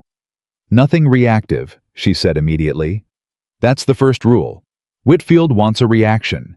He wants you to say something defensive, something that puts you in the position of explaining yourself. Don't explain yourself. Don't post anything. Don't respond to anything. Don't return any calls from any media outlet." "I know," he said. "What you need to do," Sandra continued, "is talk to Victoria, today, in person, not on the phone, because the next move isn't yours, it's hers. And whatever she decides to do, you need to be in the room when she decides it." "How is at the Hayes estate by 9? Victoria met him at the door herself, which surprised him, not that she opened her own door, but the speed of it, the sense that she had been waiting close to the entrance. She was in a dark blazer, and her hair was pulled back, and her face was doing what it did when she was containing something controlled on the surface, but with a specific kind of intensity in her eyes that Marcus had learned to read in the weeks they'd been working together. "Come in," she said. Patricia wasn't visible. The house had the particular quiet of a place where everyone has been asked to give space. They sat in the reading room, the same room where Marcus had torn the check, where this had all in some sense begun. The 2 pieces of the check were no longer on the table. Victoria had told him once that she'd kept them without specifying where. He hadn't asked. "I've had 6 calls this morning," Victoria said. She sat with her hands folded on her knee, no coffee in front of her, no papers. She had come to this room empty-handed, which told him she wanted to think, not manage. 3 from board members, 2 from business partners, 1 from my attorney. "What did your attorney say?" She said, "I have multiple options, all of which involve some form of distancing from the investment." Victoria's jaw tightened. "I told her I would call her back." Marcus looked at her. "What did the board members say?" "One of them was sympathetic," she said. 2 of them were performing sympathy while communicating that they think this was a mistake. She paused. The word optics was used twice before 9 in the morning. "I'm going to ask you something," Marcus said, "and I need you to answer it honestly." "When have I not?" she said. "Do you think it was a mistake?" She looked at him steadily. "No, not the article, not the situation, the original decision, the loan. Do you think it was a mistake?" "No," she said again without hesitation or modification. "Absolutely not." Marcus nodded slowly. "Then here's what I think," he said. "I think Grant Whitfield put that story out because he thought it would make you defensive. He thought you would feel embarrassed or pressured or exposed, and in that state you'd move to limit the damage, which in his mind means distancing yourself from me." He paused. "He thinks the story is the weapon." "But," Victoria said. "But the story only works as a weapon if we're ashamed of it," Marcus said. "If we're not, if we take it out of his hands and put it in ours, tell the whole truth, all of it in our own words, there's nothing left for him to detonate." Victoria was very quiet. "You want to go public," she said. "I want to control what public means," he said. "There's a difference. Right now, the public version of this story is whatever Whitfield decided to put in that article. It's got my record in it framed as evidence of bad judgment. It doesn't have anything else." He leaned forward slightly. What happens if the public version of this story includes why I have a record, and what I chose, and what I would choose again if I had to? Victoria looked at him for a long moment. People will believe what they want to believe, she said. Some of them, he said. But some people are still deciding, and those are the ones we're talking to. She stood up. She walked to the window and stood with her back to him for a moment, and Marcus waited, because he had learned that Victoria Hayes processed things by moving, by standing, by putting distance between herself and the table so she could see it differently. Grant is going to make a formal move against me, she said, not turning around. I heard from my attorney this morning he's been quietly canvassing the board.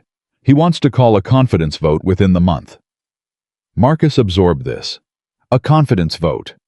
Whitfield wanted to remove her from her own company. And this, he said, meaning the article, is the opening.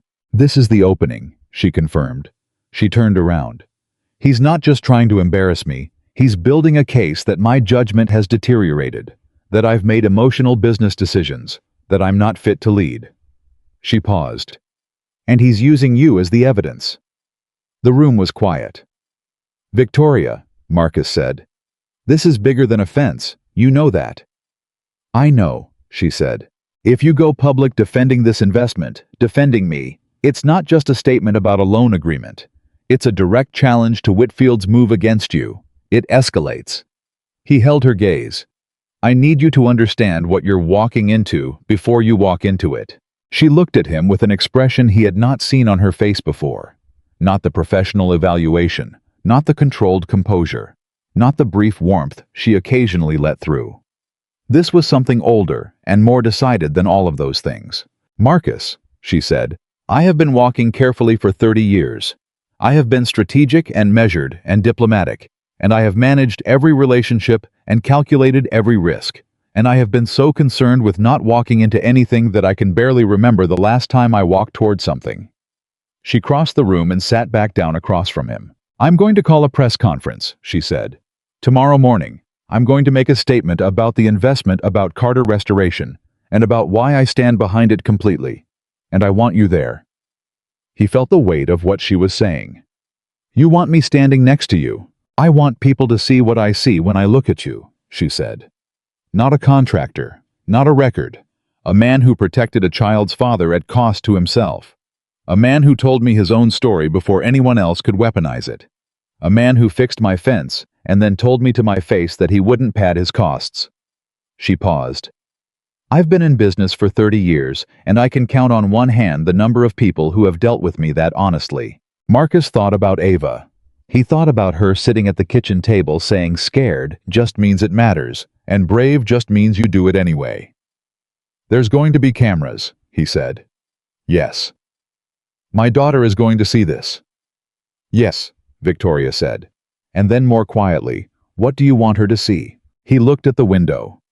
Outside somewhere on the property, the fence he had built stood straight and solid, every panel true, every post anchored in concrete that had set correctly because he had given it the time it needed.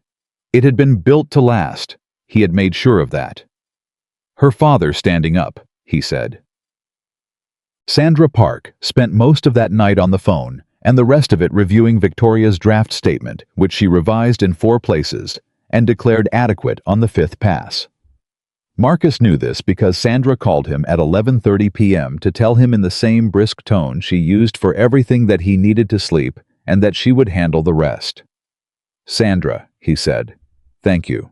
Don't thank me, she said. I've been waiting 8 years to do something this interesting. Get some sleep. He almost did. At 2 in the morning, his phone lit up with a text from a number he didn't recognize. He almost didn't open it. Then he did. It was 3 words. I'm sorry, Marcus. He stared at it. Then he typed back. Are you being Camille's father? 3 minutes passed. Every day came the reply. She's 9. She's incredible. Marcus set his phone down on the nightstand and looked at the ceiling for a moment. Good, he typed back. That's all that matters. Get some sleep, Darnell. He put the phone face down. I didn't know how Darnell had gotten his number, and he decided it didn't matter. Some things found their way to you when you were ready for them. Maybe he was finally ready for that particular one. Maybe the proximity of everything. The article. The press conference tomorrow. The full weight of a story he had carried alone for 14 years being finally publicly set down. Maybe all of that had opened something. I thought about a 9-year-old girl named Camille, who would never know what her father's oldest friend had done for her before she could remember anything. And he thought, good. She doesn't need to know. She just needs him. He closed his eyes. The press conference was at 11 the next morning, in a conference room at Victoria's company headquarters in uptown Charlotte. Marcus wore a dark suit he'd had for 4 years. He had bought it for a client dinner that had never happened and worn it twice, including now. He stood in the elevator on the way up and looked at himself briefly in the mirrored door and thought, I'm not pretending to be anything. I'm not. And then the elevator opened, and he walked into a room with 20 people in it, and cameras, and the specific focused energy of a moment that was about to matter. Victoria was already at the front of the room. She saw him when he came in, and gave him a nod that said, ready. He gave her one back that said, yes. He stood to the side while she spoke. She didn't read from notes. He had known she would. She had told him the night before when they ran through the plan that she never spoke from notes when the thing she was saying was true. Notes were for things you had to remember. The truth you just said. She talked about Carter Restoration. She talked about the loan agreement, its terms, its structure, the fact that it was a business transaction between two people who had assessed each other's character and decided it was worth the risk. She talked about Marcus's work specifically and concretely in the language of someone who had watched it up close and understood what she was seeing. She talked about the article in the blog directly without pretending it hadn't happened. And then she talked about Marcus's past. She told it accurately, which meant she told it the way Marcus had told her all of it, in order without softening the parts that were hard. She told them about Darnell's daughter. She told them about the choice a 22-year-old man had made on a corner in East Charlotte. She told them that this was not a story about a criminal record. This, she said, is a story about a man who understood at 22 years old that some things matter more than what they cost you personally. That is not a character flaw. That is, in my experience, one of the rarest qualities a human being can have. She paused. I have invested in this man's company because I watched him work for 2 days and understood something that I should have understood better. 30 years ago. The most valuable thing you can put your name next to is someone who does the right thing when nobody is watching. She looked out at the cameras directly. I was watching, and I have never been more confident in any investment decision I have made in this industry. The room was quiet. Marcus, standing to the side, felt something he couldn't entirely name. A settling like a joint that had been slightly off true, finally clicking into alignment. Like a post that had been leaning corrected anchored. A reporter raised her hand. Mr. Carter, given the nature of what Ms. Hayes has described your decision 14 years ago, would you make the same choice again? Every person in the room turned to look at him. Marcus looked back at them. I have a 7-year-old daughter, he said. And when I made that decision, I was thinking about a different 7-month-old. I was thinking about what it meant for a child to grow up without her father. He paused. I can't tell you it was legally correct. I can tell you it was the only decision I was capable of making. And I can tell you that the man I protected, that little girl's father, he kept his end of what I needed from him. She's 9 now, and she has her dad. He stopped. I can live with that. Another hand. Ms. Hayes, in light of the recent suggestions that your judgment on this investment may affect your standing with the board. My standing with the board, Victoria said, is between me and the board. What I will tell you is that I have led this company for 14 years, and I have never made a decision I was ashamed to defend publicly. She looked at the reporter. I'm here, aren't I? A third hand. Mr. Carter, Grant Whitfield has described the investment as an example of, I know what Grant Whitfield has said, Marcus said. He had not prepared this response. It arrived on its own, which was how his truest things always arrived. Grant Whitfield saw me working on a fence at an estate and decided he knew everything about me from that one picture. He decided where I belonged based on what I was carrying. He paused. He was wrong about the fence. He's wrong about me. And he's wrong about Victoria Hayes. Silence. And then from somewhere in the back of the room, someone started writing something in a notebook, and someone else leaned toward their recorder. And the story, the real story, not the one Grant Whitfield had published, began moving out into the world. Grant Whitfield did not attend the press conference. He watched a clip of it from his office on his computer with the sound on. He watched Marcus Carter stand in that room and say the word wrong 3 times, with a certainty that had no defensiveness in it, and he watched Victoria Hayes stand next to him without flinching, and he felt something he did not experience often. He felt uncertain, not about the confidence vote. He still had the numbers, or believed he did. Not about his legal position or his business standing. Those were intact. What he felt uncertain about was something smaller and harder to locate, something that had to do with the specific quality of the 2 people standing in that room. He had tried to use Marcus Carter's past as a lever. He had assumed that what was in a public record was the whole of a person, that the record was the truth, and the man was secondary. He had been so certain of that assumption that he had not paused to examine it. Now he was examining it. He closed the laptop. He sat in the quiet of his office, the large, deliberately impressive office he had constructed over decades to communicate a specific message about power and permanence. And he thought about the fact that a man with a toolbox and a worn-out suit had just stood in front of 20 cameras and been more convincing than anything Grant Whitfield had arranged in the last 3 weeks. He picked up his phone. He called 2 board members. The conversations were shorter than the ones from 2 days ago. The tone was different. He hung up after the second one and sat with the specific knowledge that his window was closing. He thought there are still options. He was right. There were still options. And Grant Whitfield was a man who had never run out of options in his life, and he was not prepared to start now. Marcus went home that afternoon and picked Ava up from school. She came through the double doors and ran the last 30 feet like always, and he caught her like always, and she smelled like pencil shavings and fruit punch like always. "Daddy," she said into his shoulder. "Ms. Rivera showed us a video of you." He pulled back to look at her. "What?" "On her phone, at lunch. You were on the news." She was looking at him with an expression he couldn't quite categorize, not quite pride, not quite surprise, something more complex than either. "You were standing next to a lady, and you said something and everybody in the room got quiet." "What did you think?" he asked. She considered it with her full seriousness. "I think," she said, "that you were really, really brave." He held her face in both his hands, those large, rough, careful hands, and he looked at her. "You told me scared just means it matters," he said. "And you did it anyway," she said. "That's the brave part." He put his arm around her shoulders, and they walked to the truck together, and the afternoon was ordinary around them. Cars and sidewalks, and the specific Charlotte light, in the late afternoon golden and slightly humid.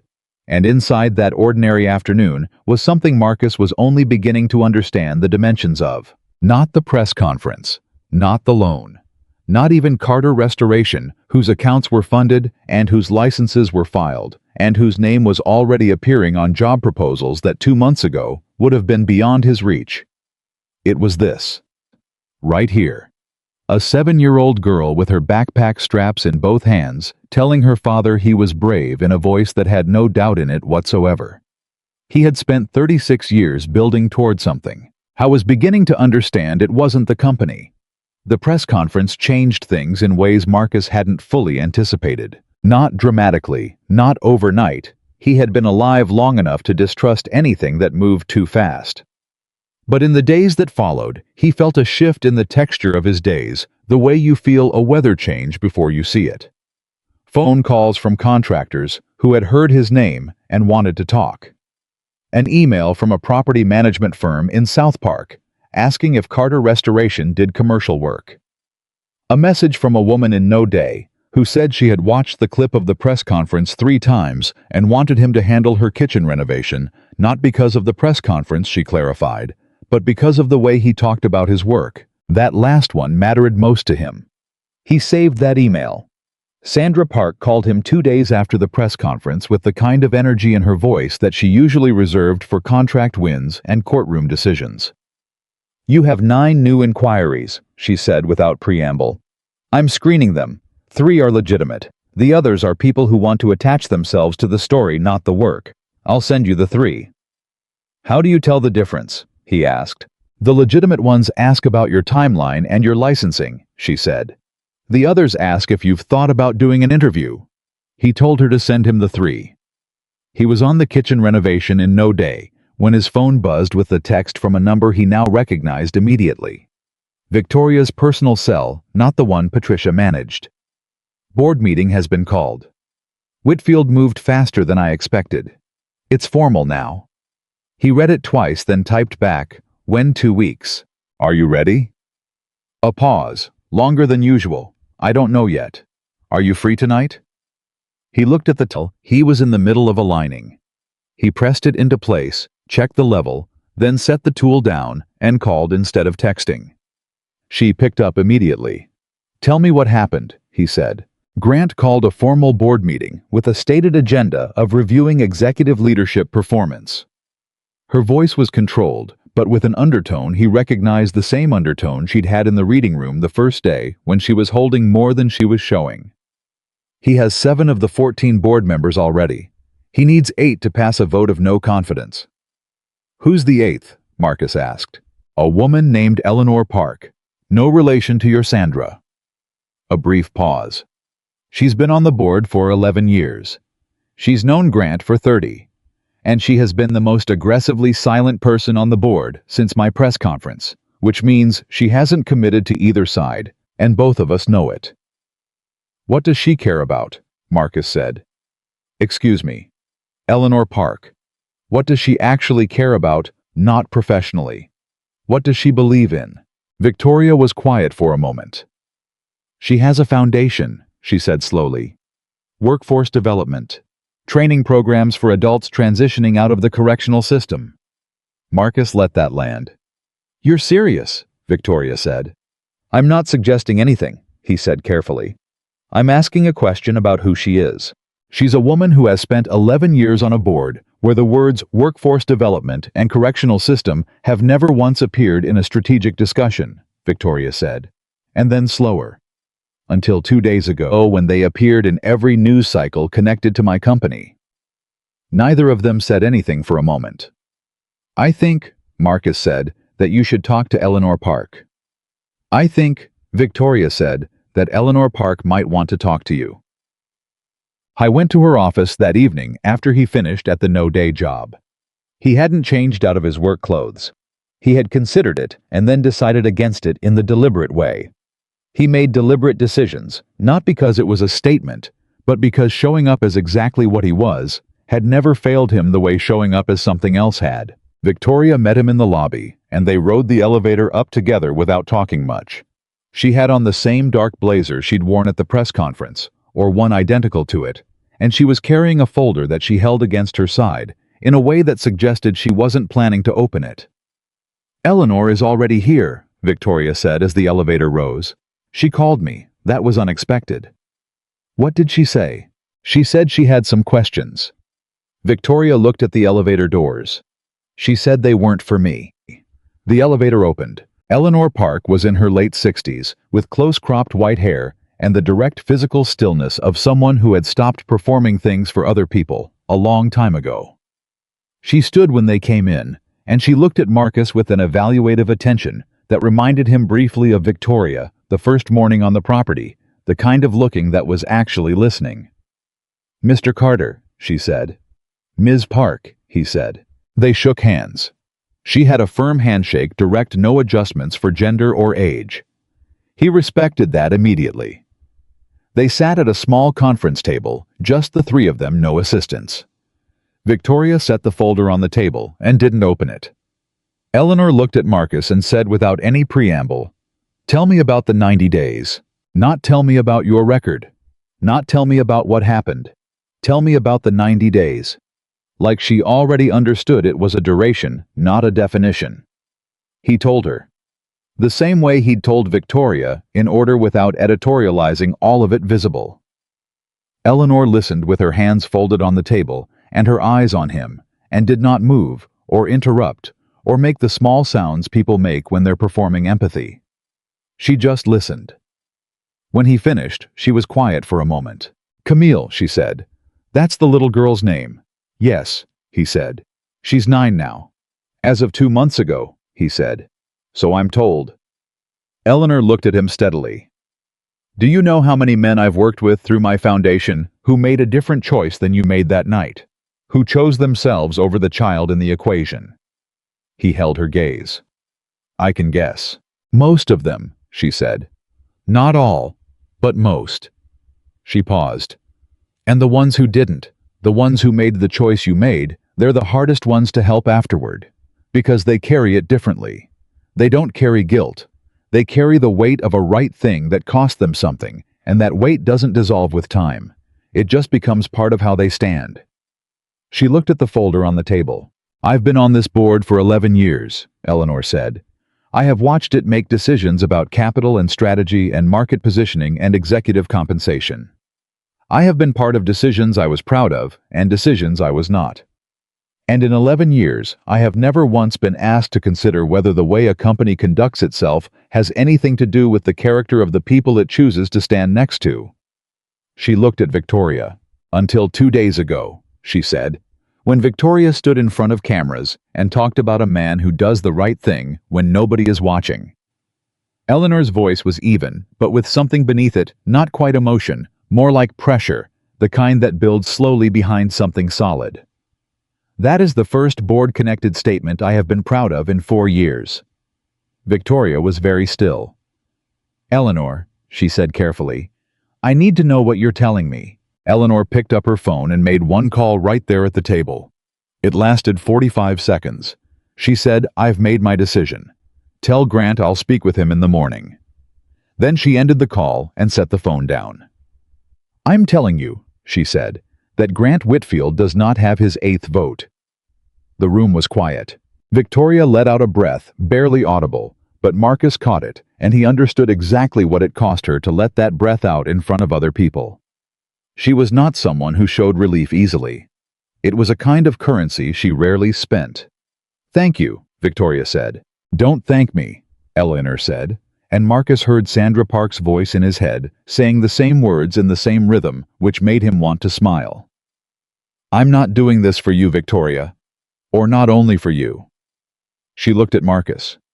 I'm doing this because the best thing a board can do is make sure the people leading a company are the kind of people who understand what matters. She paused. You seem to understand what matters, Mr. Carter. I'm learning, he said honestly. Eleanor looked at him for one more moment, then nodded. Once the way people nod when something has been decided and stood. He told Ava about Eleanor Park that night, in a simplified way, that there was a woman who had been on the fence about something important and had decided to do the right thing. Ava was eating cereal at the kitchen counter, late-night cereal, because she'd woken up thirsty and then decided she was hungry, which happened approximately twice a week. Was she scared? Ava asked. I think so, Marcus said. A little. But she did it anyway. But she did it anyway. He agreed. Ava crunched her cereal. Good, she said. That's the thing about doing the right thing. You just have to do it. The scared part doesn't go away. You just do it while it's still there. Marcus leaned against the counter and looked at his daughter and felt the specific enormity of how much she had already understood at an age when he was still learning the alphabet of it. You're something else, he said. I know, she said, and took another bite of cereal. Grant Whitfield did not concede quietly. Marcus had not expected him to men who had never run out of options, didn't recognize the moment when the options were gone, or they recognized it and refused to accept it, which produced a specific and dangerous kind of energy. He had seen it in difficult clients and contractors who underbid jobs and then had to find someone to blame for the loss. He had seen it in his ex-wife's lawyer during their custody discussions, which had been the most civil of negotiations from the outside and the most exhausting from the inside. He recognized the shape of it, a person who has decided they cannot afford to lose, cornered by the possibility of exactly that. The day after Eleanor's decision, Whitfield called an emergency partner meeting at his own offices, which Sandra Park heard about through her network within 6 hours. Marcus heard about it from Sandra at 7 in the morning while he was making Ava's oatmeal. He's pivoting, Sandra said. The board vote isn't going his way, and he knows it, so now he's working the partner relationships directly, trying to create external pressure on the company-client relationships, referral networks, the kind of business that comes through personal connection rather than formal contract. Can he do damage that way? Marcus asked. Some, Sandra said. Not catastrophic but real. The kind of damage that's hard to see coming and hard to prove was intentional. She paused. Marcus, I want you to understand something. Whitfield's primary target has always been Victoria. You're the instrument, not the goal. If he can make the investment look bad enough for long enough, he weakens her position even without the board vote. What does he need to make it look bad? He needs Carter Restoration to fail, Sandra said simply, or stumble publicly, or take a contract it can't fulfill or produce work that someone can criticize. He needs a story that contradicts the one you told at that press conference. Marcus was quiet. He looked at the oatmeal. He stirred it. So the best thing I can do, he said slowly, is build something that doesn't give him a story. That's always been the best thing you could do, Sandra said. Now it's also the most strategic.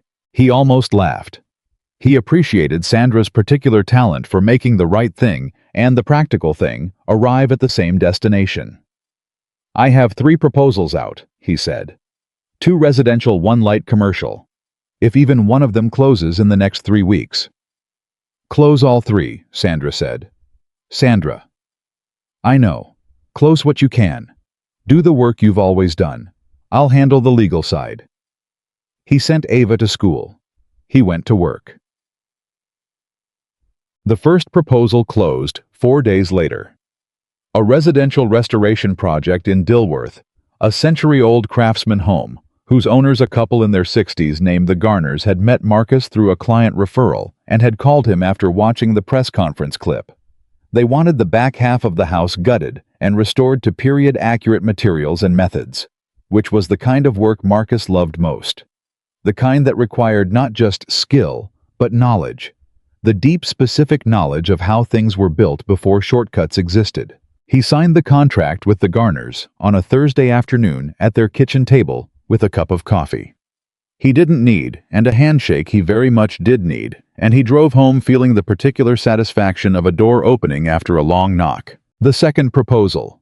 The light commercial job. A small mixed-use building in Plaza Midwood, whose owner wanted the facade restored, was still pending. The third, another residential project, had gone quiet in the way proposals sometimes went quiet, which meant it was either dead or still being decided. He focused on the Garner house. He threw himself into it with the full weight of everything he had, because this was not just a job anymore, or not only a job, it was the first major project under the Carter Restoration name, the first proof of concept, the first answer to everyone who had written anything, or said anything, or implied anything about what this company was or wasn't.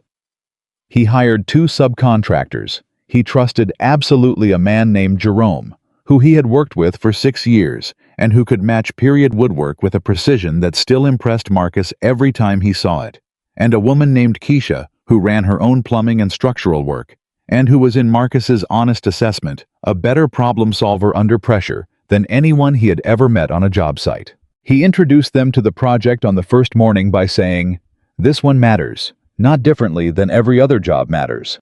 But this one matters. I need you both to know that going in." Jerome looked at the house, then at Marcus, then at Jerome. "We know," Jerome said. Keisha nodded. "We saw the press conference," she said. "We're here." That was all that needed to be said. They got to work. 3 weeks into the Garner project, Ava got hurt. Marcus was in the Garner basement examining the original foundation joists with Jerome when his phone rang. He had a strict rule about his phone on job sites. It stayed in his breast pocket, and it rang through for 3 numbers only. Ava's school Ms. Denise, who watched Ava and Sandra Park. Everything else went to voicemail. The number on his screen was Ava's school. His stomach dropped before he consciously processed why. Mr. Carter. It was the school secretary, a woman whose name he always remembered because she had a kind voice and had used it consistently every time he'd come in for a parent meeting. Ava had an accident on the playground. She fell from the climbing structure. She's conscious and she's talking, but she has a significant injury to her left arm and possibly her wrist. We've called 911. They're on the way. He was already moving. I'll be there in 8 minutes, he said. He told Jerome to hold everything. He climbed the basement stairs at a speed that was not quite running, because running on a job site was how other accidents happened, but at the boundary of running the absolute edge of it. I was in the truck in 40 seconds. He called Victoria on the way. He didn't know why he called Victoria. He could analyze that later in some quieter moment when there was room for it. He called Sandra next, because Sandra was the person he called when he needed someone to think clearly while he couldn't. He called Ms. Denise to let her know. He drove. 8 minutes felt like a structural unit of time he would measure the rest of his life against. Ava was in the school nurse's office when he arrived, sitting on a cot with her left arm held against her chest, and her eyes bright with the specific brightness of a child who is hurting, but is also underneath the hurt, watching everything. The nurse was holding an ice pack against Ava's forearm. Ava's face was pale, and her lower lip was pushed slightly forward, which was what it did when she was trying very hard not to cry. She saw Marcus come through the door. "Daddy," she said, and the lower lip stopped being controlled. He crossed the room in 3 steps and crouched in front of her eye level, face to face, the same world, the same height, the same as every morning. "I'm here," he said. "I'm right here." She leaned her forehead against his and breathed. "It really hurts," she said quietly, like she was confiding something important. "I know," he said. "We're going to take care of it. The people who are coming know how to take care of it. Is it broken? We're going to find out." He kept his voice steady. He was terrified. Parents are terrified by their children's pain, not rationally, not proportionally, just completely. But you know what? Even if it is bones heal really well. "How do you know?" she said. "Because I've broken 3 of my fingers," he said, "and you can barely tell." She looked at his hands. "Which ones?" "Index, middle, and ring, right hand, different times." She examined his hand with the focused attention she brought to anything that required investigation. The paramedics arrived while she was studying his fingers, and she let them work on her while still holding his hand with her good one. Victoria was in the hospital waiting room when they arrived. Marcus didn't know how she'd gotten there before him. He'd called her from the truck, not from the school, and the hospital was 12 minutes from the school. He registered her presence for a half second, and then it registered differently, and for a moment, he didn't know what to do with it. She stood when they came through the automatic doors. She looked at Ava first, and her face did something Marcus hadn't seen it do. It opened briefly in a way that had nothing professional in it. "Hey," she said to Ava. Just that. "Hey." Ava looked at her. "You're the lady from Daddy's fence," she said. "I am," Victoria said. "Your fence is fixed now." "It is. Your dad does very good work." Ava considered her for a moment with that weighing seriousness she brought to new people. "Did you come because of me?" "I came because your dad was worried," Victoria said, "and I didn't want him to be alone in a waiting room." Ava thought about this. Then she said with the simple logic of a child who has been loved well, "Okay." She let Marcus lead her toward admissions. Victoria sat in the waiting room with Marcus for 3 hours, while the ER staff assessed Ava, took X-rays, consulted, and ultimately confirmed a hairline fracture in the left radius. Not severe, the kind that healed cleanly with immobilization and time.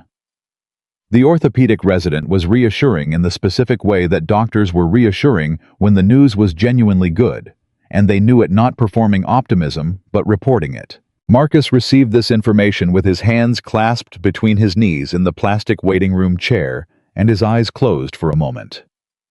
"She's going to be okay," Victoria said. "I know," he said. "I know. Give me a second." She gave him the second. She didn't fill it with anything. She just sat there, which was, Marcus thought, exactly right. She understood that some moments needed to be held, not resolved. When he opened his eyes, he looked at the wall across from them for a moment. "I can't be in 2 places," he said.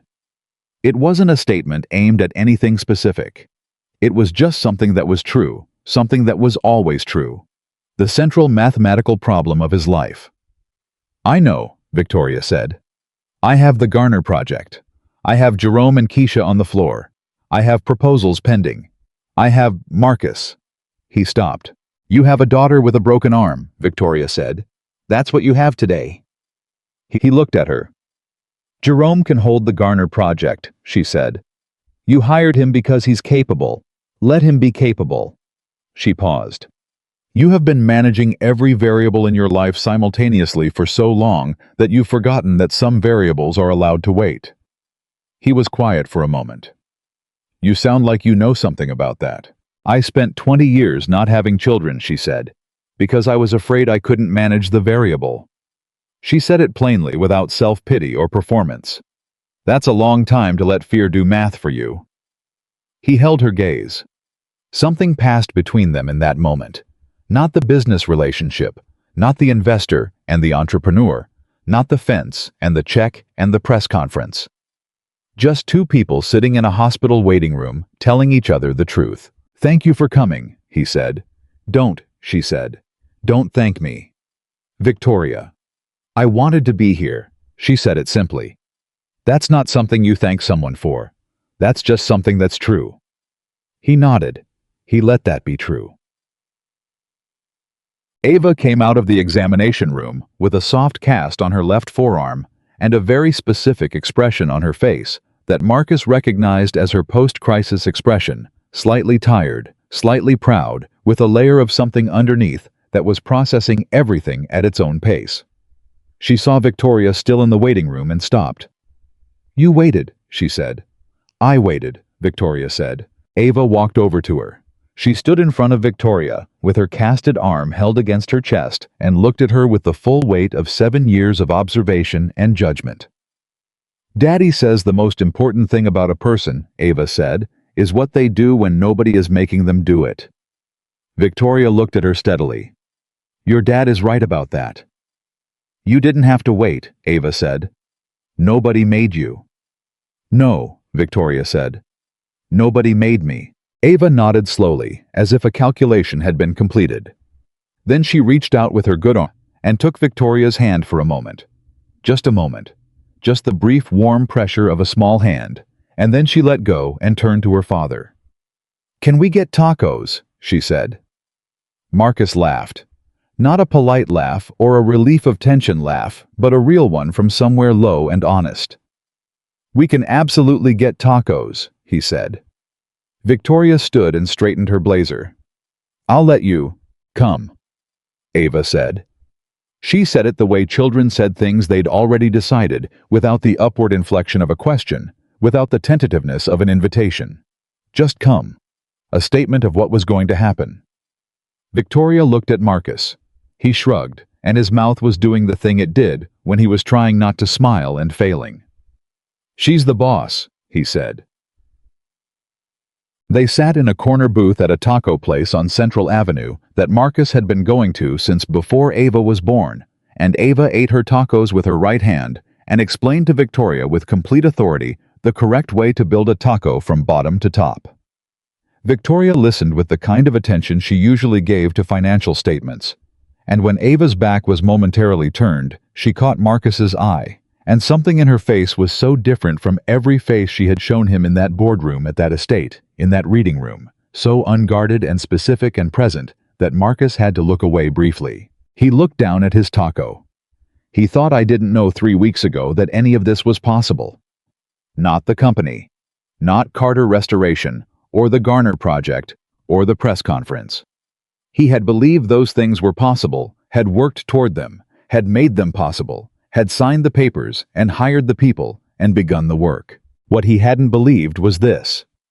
A booth in a taco restaurant on Central Avenue with his daughter explaining taco architecture to a billionaire CEO who was listening like it was the most important thing she'd heard all week. He hadn't known to believe in this. He was beginning to. Grant Whitfield made his final move 11 days later. Marcus heard about it from Sandra, who heard about it from 2 different sources inside the same hour, which meant it was moving fast. Whitfield had reached out to the Garner Project's insurance provider, not directly, not in a way that was traceable to him personally, but through a third party whose connection to Whitfield Capital Sandra was already documenting. The inquiry raised questions about Carter Restoration's licensing status, which was completely clean and fully documented, but the inquiry itself was designed to create delay, to put a hold on certain insurance instruments, to introduce friction into a project that was going well. It was small. It was technical. It was the kind of move that only someone with 30 years of industry relationships could execute, and it was exactly the kind of thing that could derail a young company without leaving clear fingerprints. Marcus was at the Garner house when Sandra called. He stepped outside to take the call. He stood on the front porch of a 100-year-old craftsman home with his hands in his work gloves and listened to Sandra lay out exactly what had happened and what it would take to resolve it. When she finished, he was quiet for a moment. "How long to clear it?" he said. "If we move today, 4 days, maybe 3. Can the Garner project hold 3 to 4 days? Jerome says yes," Sandra said. Marcus had told Sandra to have Jerome's number a month ago, which had seemed overcautious at the time, and now seemed simply correct. He'll use the time for prep work on the interior framing. No billable days lost. "Okay," Marcus said. "Marcus, this is Whitfield," Sandra said. "This is not subtle, and it's not coincidental. He knows we'll clear it, but he's sending a message." "What's the message?" Marcus said, even though he knew. "That he can create friction," Sandra said. "That he has reach, that he's willing to use it." Marcus looked at the front of the Garner house. He looked at the porch boards which Jerome had already begun replacing with period-accurate materials, each one fitted with the kind of care that took time because the time was the point. He thought about the fence he had built at the Hayes estate, every panel true, every post anchored, every measurement checked twice because his name was attached to the work. "Sandra," he said. "Yes. Document everything you have connecting this inquiry to Whitfield Capital. Everything. Every thread." "Already doing it," she said. "And call Victoria. Tell her before I get there so she has time to think before I walk in." "Why do you need her to have time to think?" "Because she's going to want to act immediately," Marcus said. "And the right move isn't immediate. The right move is careful. And Victoria is better at careful when she's had 15 minutes to get past the immediate." A brief silence. "You know her well," Sandra said. "I know how people move under pressure," Marcus said. "It's the same as knowing how a building settles. You watch long enough, you see the pattern." He went back inside and picked up his tools. He worked for the rest of the afternoon with the steady focus that was his answer to everything. Not because work solved problems, but because it kept him grounded in the thing that was actually true. His hands knew what to do. His name meant something, and the work either stood up or it fell down. His work stood up. It always stood up. That evening, he sat at the kitchen table with Ava, who was doing homework left-handed because her right hand was supporting her casted left arm, which she had decided was the efficient solution to the problem, and he watched her work. And he thought about Grant Whitfield, sitting in his large, impressive office, making calls through third parties, trying to introduce friction into something that had been built to hold. "Daddy," Ava said without looking up from her homework. "You have the flat mouth again." "I know," he said. "Is it the same thing as before? The complicated thing?" "Related," he said. "Grown-up complicated or actually complicated?" He thought about it honestly. "Both this time." She looked up at him. "Are you going to be okay?" He looked at his daughter, at her cast, at the homework she was doing left-handed with complete determination, at the front pocket of her backpack hanging on the chair beside her, which he knew contained, among other things, a note he had written her 4 days ago that said, "The brave part isn't being sure. The brave part is moving anyway." "Yeah," he said. "I'm going to be okay." She held his gaze for a moment, measuring him the way he had always measured her, with full attention, looking for the thing beneath the surface. "Okay," she said, and went back to her homework. He got up and started making dinner. I was already thinking about the morning, about the call he was going to make, about the move that wasn't the reactive one, or the defensive one, or the one that Grant Whitfield was waiting for, about the move that was simply true. Because Marcus Carter had learned over 36 years, and one fence, and a torn check, and a signed loan agreement, and a daughter who kept his notes in her front pocket, that the true move was always eventually the strongest one. He just had to be patient enough to make it at the right time. The oatmeal started to bubble on the stove. He turned it down to low, and he waited. The move Marcus had been thinking about over the stove that evening was not complicated. It was in fact the simplest thing he had done since the day he tore the check in half. He called Victoria at 7 the next morning before Ava was awake, standing at the window the way he always stood when the call mattered. "I want to meet with Grant Whitfield," he said. Silence. "Marcus. Not through attorneys, not through intermediaries, just me and him in a room face to face." He kept his voice level. 30 minutes. That's all I'm asking for." "He won't agree to it," Victoria said. "Ask him anyway." Another silence, longer this time. He could hear her thinking the particular quality of Victoria's silences, when she was running calculations, weighing outcomes, seeing the geometry of a situation from every angle before she committed to a direction. "What are you going to say to him?" she said. "The truth," Marcus said. "Same thing I always say." She called him back 40 minutes later. Thursday, 2 o'clock, his offices. "Thank you," he said. "Marcus." Her voice had the specific weight it carried when she was saying something she needed him to actually hear. "Be careful. Grant Whitfield has been in rooms like this for 40 years. He knows how to use silence, how to use space, how to make you feel like the smaller person in the conversation without saying a single word that could be quoted later." "I know," Marcus said. "You've never been in a room like his before. I've been in rooms that tried to make me feel small my whole life," he said quietly. "I know how to stand up straight in them." She didn't say anything for a moment. "I know you do," she said. Grant Whitfield's offices were on the 32nd floor of a building uptown, the kind of building whose lobby was designed to make you recalibrate your sense of your own scale before you reached the elevator. Marcus noticed this and named it to himself, the way he named all the things he noticed, not with resentment, just with clarity. He understood what architecture was supposed to do to a person's confidence. He had built enough things to know that spaces were designed with intention. He rode the elevator up in his work clothes. He had considered briefly whether to wear the suit again. He had decided no. The suit had been right for the press conference because the press conference was about being seen. This meeting was about being understood. And Grant Whitfield needed to understand exactly who was walking into his office without any costume that softened the clarity of it. A young assistant led him down a hallway and into a corner office that was exactly what he had expected, large, deliberately curated with the kind of view that was itself a statement.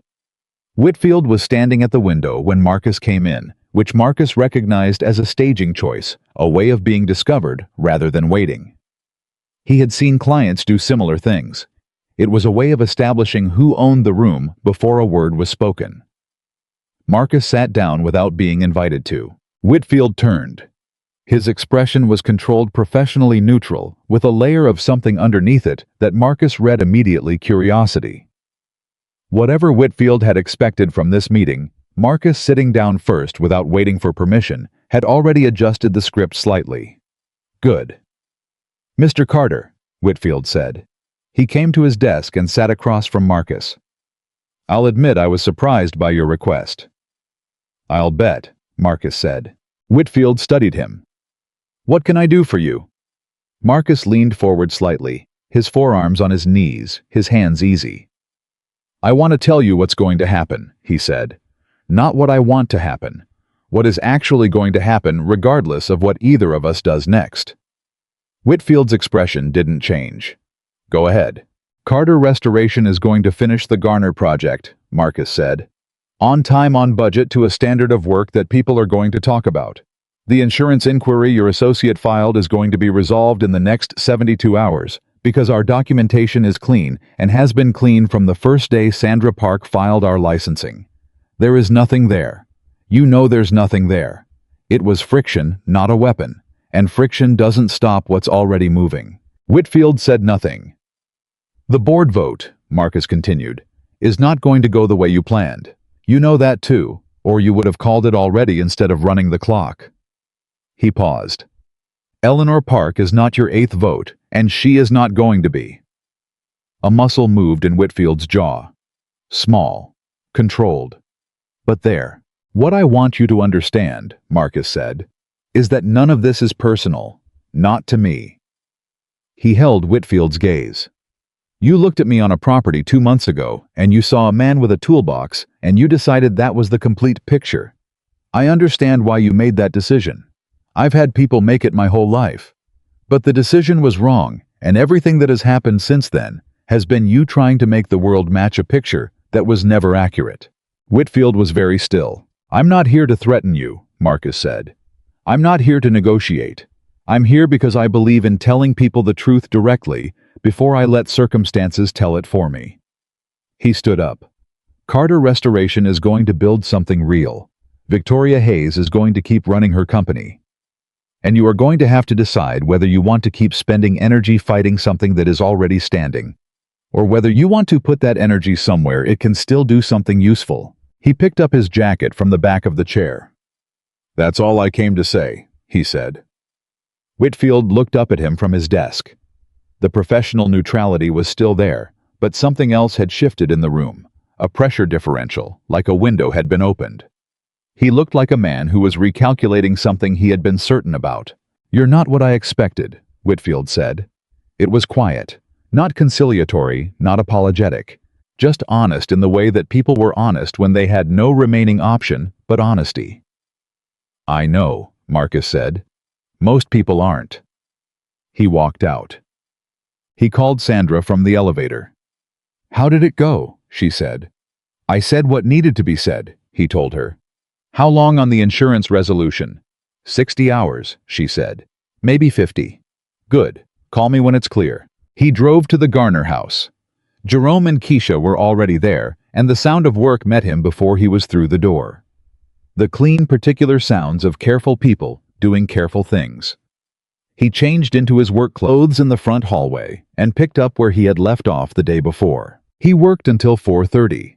He checked Jerome's framing work and found it perfect, which he told Jerome directly, because Jerome deserved to hear it directly. He checked Keisha's rough-in on the first-floor plumbing and found one fitting. He wanted reseated, and Keisha reseated it without argument, because Keisha understood that the standard was the standard, and it wasn't personal.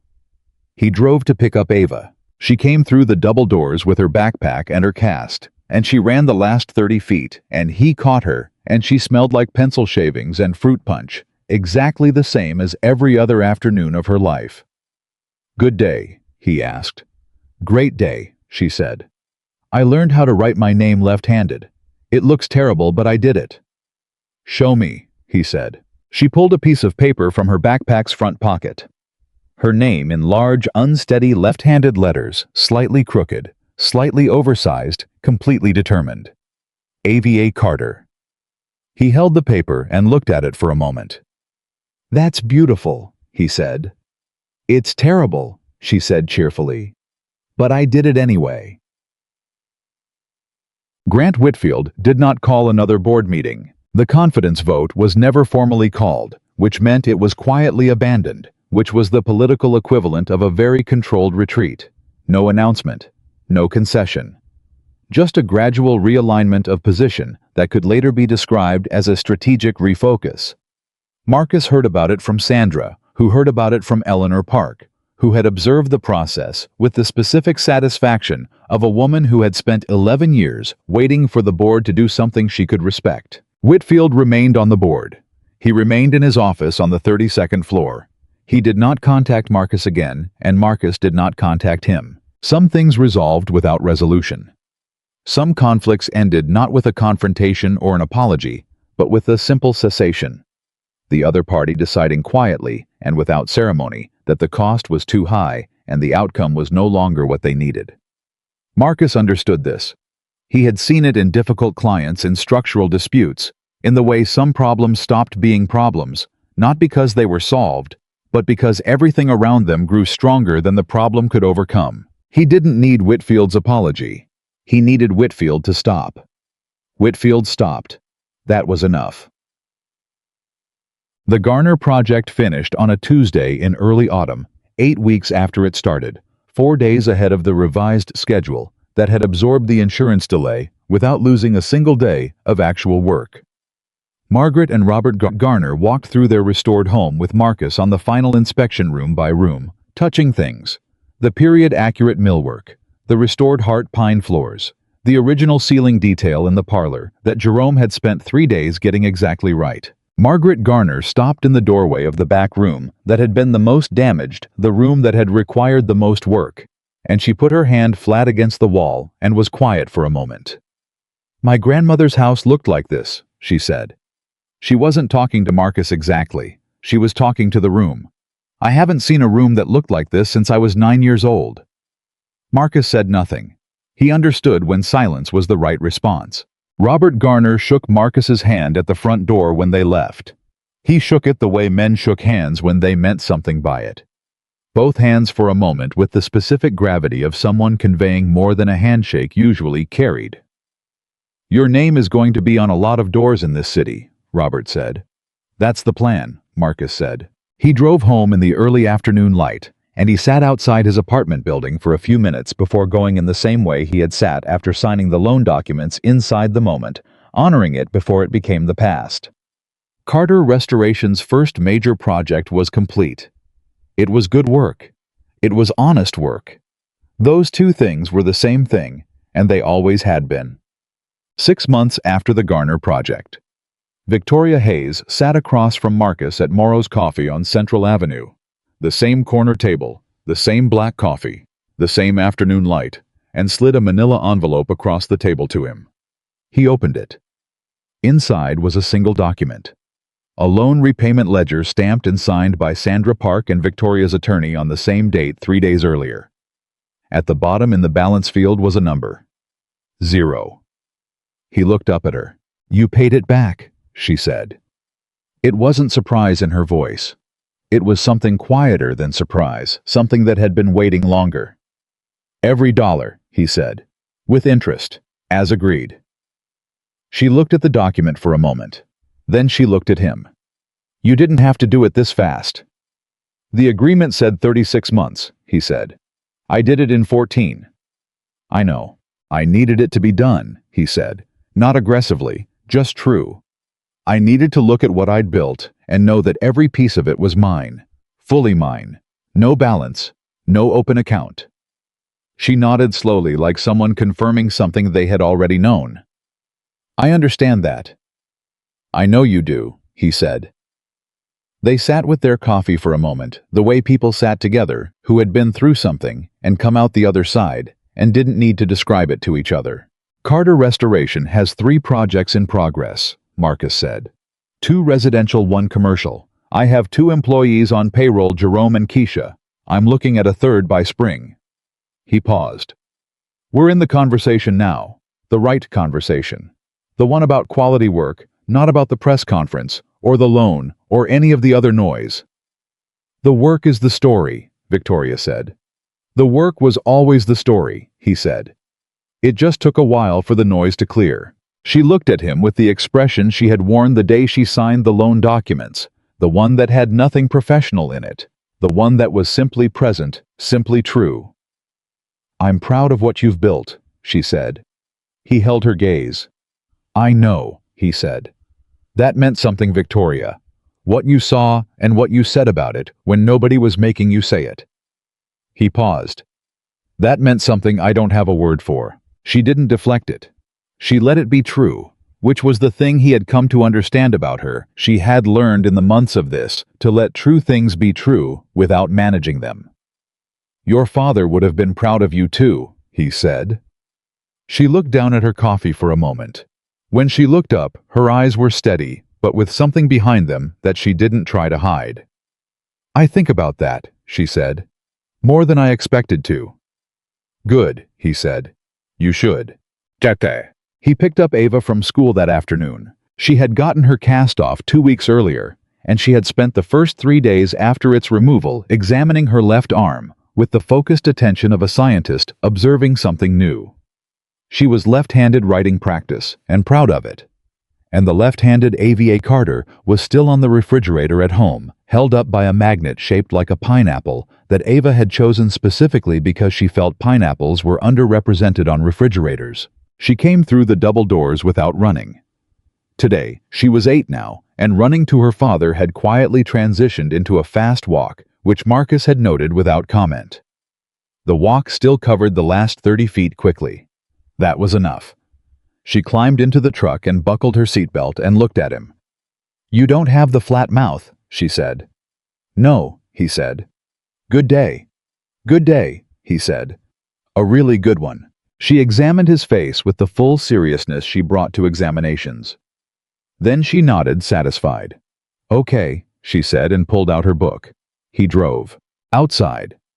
Charlotte moved around them, the streets and the buildings, and the ordinary afternoon going about its business. The way ordinary afternoons did, indifferent and constant, and full of 1,000 stories that nobody was watching. Marcus drove through it thinking about a fence that had come down in a storm, and the man who had been called to fix it, and everything that had come from the simple act of showing up and doing the work correctly. He thought about a torn check and a small ripping sound in a $40 million room. He thought about a loan document with a 0 in the balance field. He thought about a girl named Camille, who was 9 years old and had her father. He thought about a piece of paper in the front pocket of a backpack with AVA Carter written in large, unsteady left-handed letters. I thought about what it meant to build something that stood. Not just buildings, not just companies. The thing underneath all of it, the quality of a life that held its shape under pressure because it had been constructed honestly from the foundation with nothing hidden in the walls. Marcus Carter had started with a toolbox and his name and the knowledge that his work either stood up or it fell down. He had built a company on that foundation. He had built a partnership on it. He had built a life on it that his daughter was watching every day and learning from without being taught the way. Children learned the most important things by watching someone do it right when they thought nobody was paying attention. But Ava was always paying attention, and so was Marcus. That was the whole of it finally. That was the lesson underneath every other lesson, the foundation beneath the foundation. You did the right thing when nobody was watching, not because someone might be watching, and not because it would pay off later, and not because it was strategic or smart or good for business. You did it because that was who you were, and who you were was what you left behind. Marcus Carter knew exactly who he was. He always had.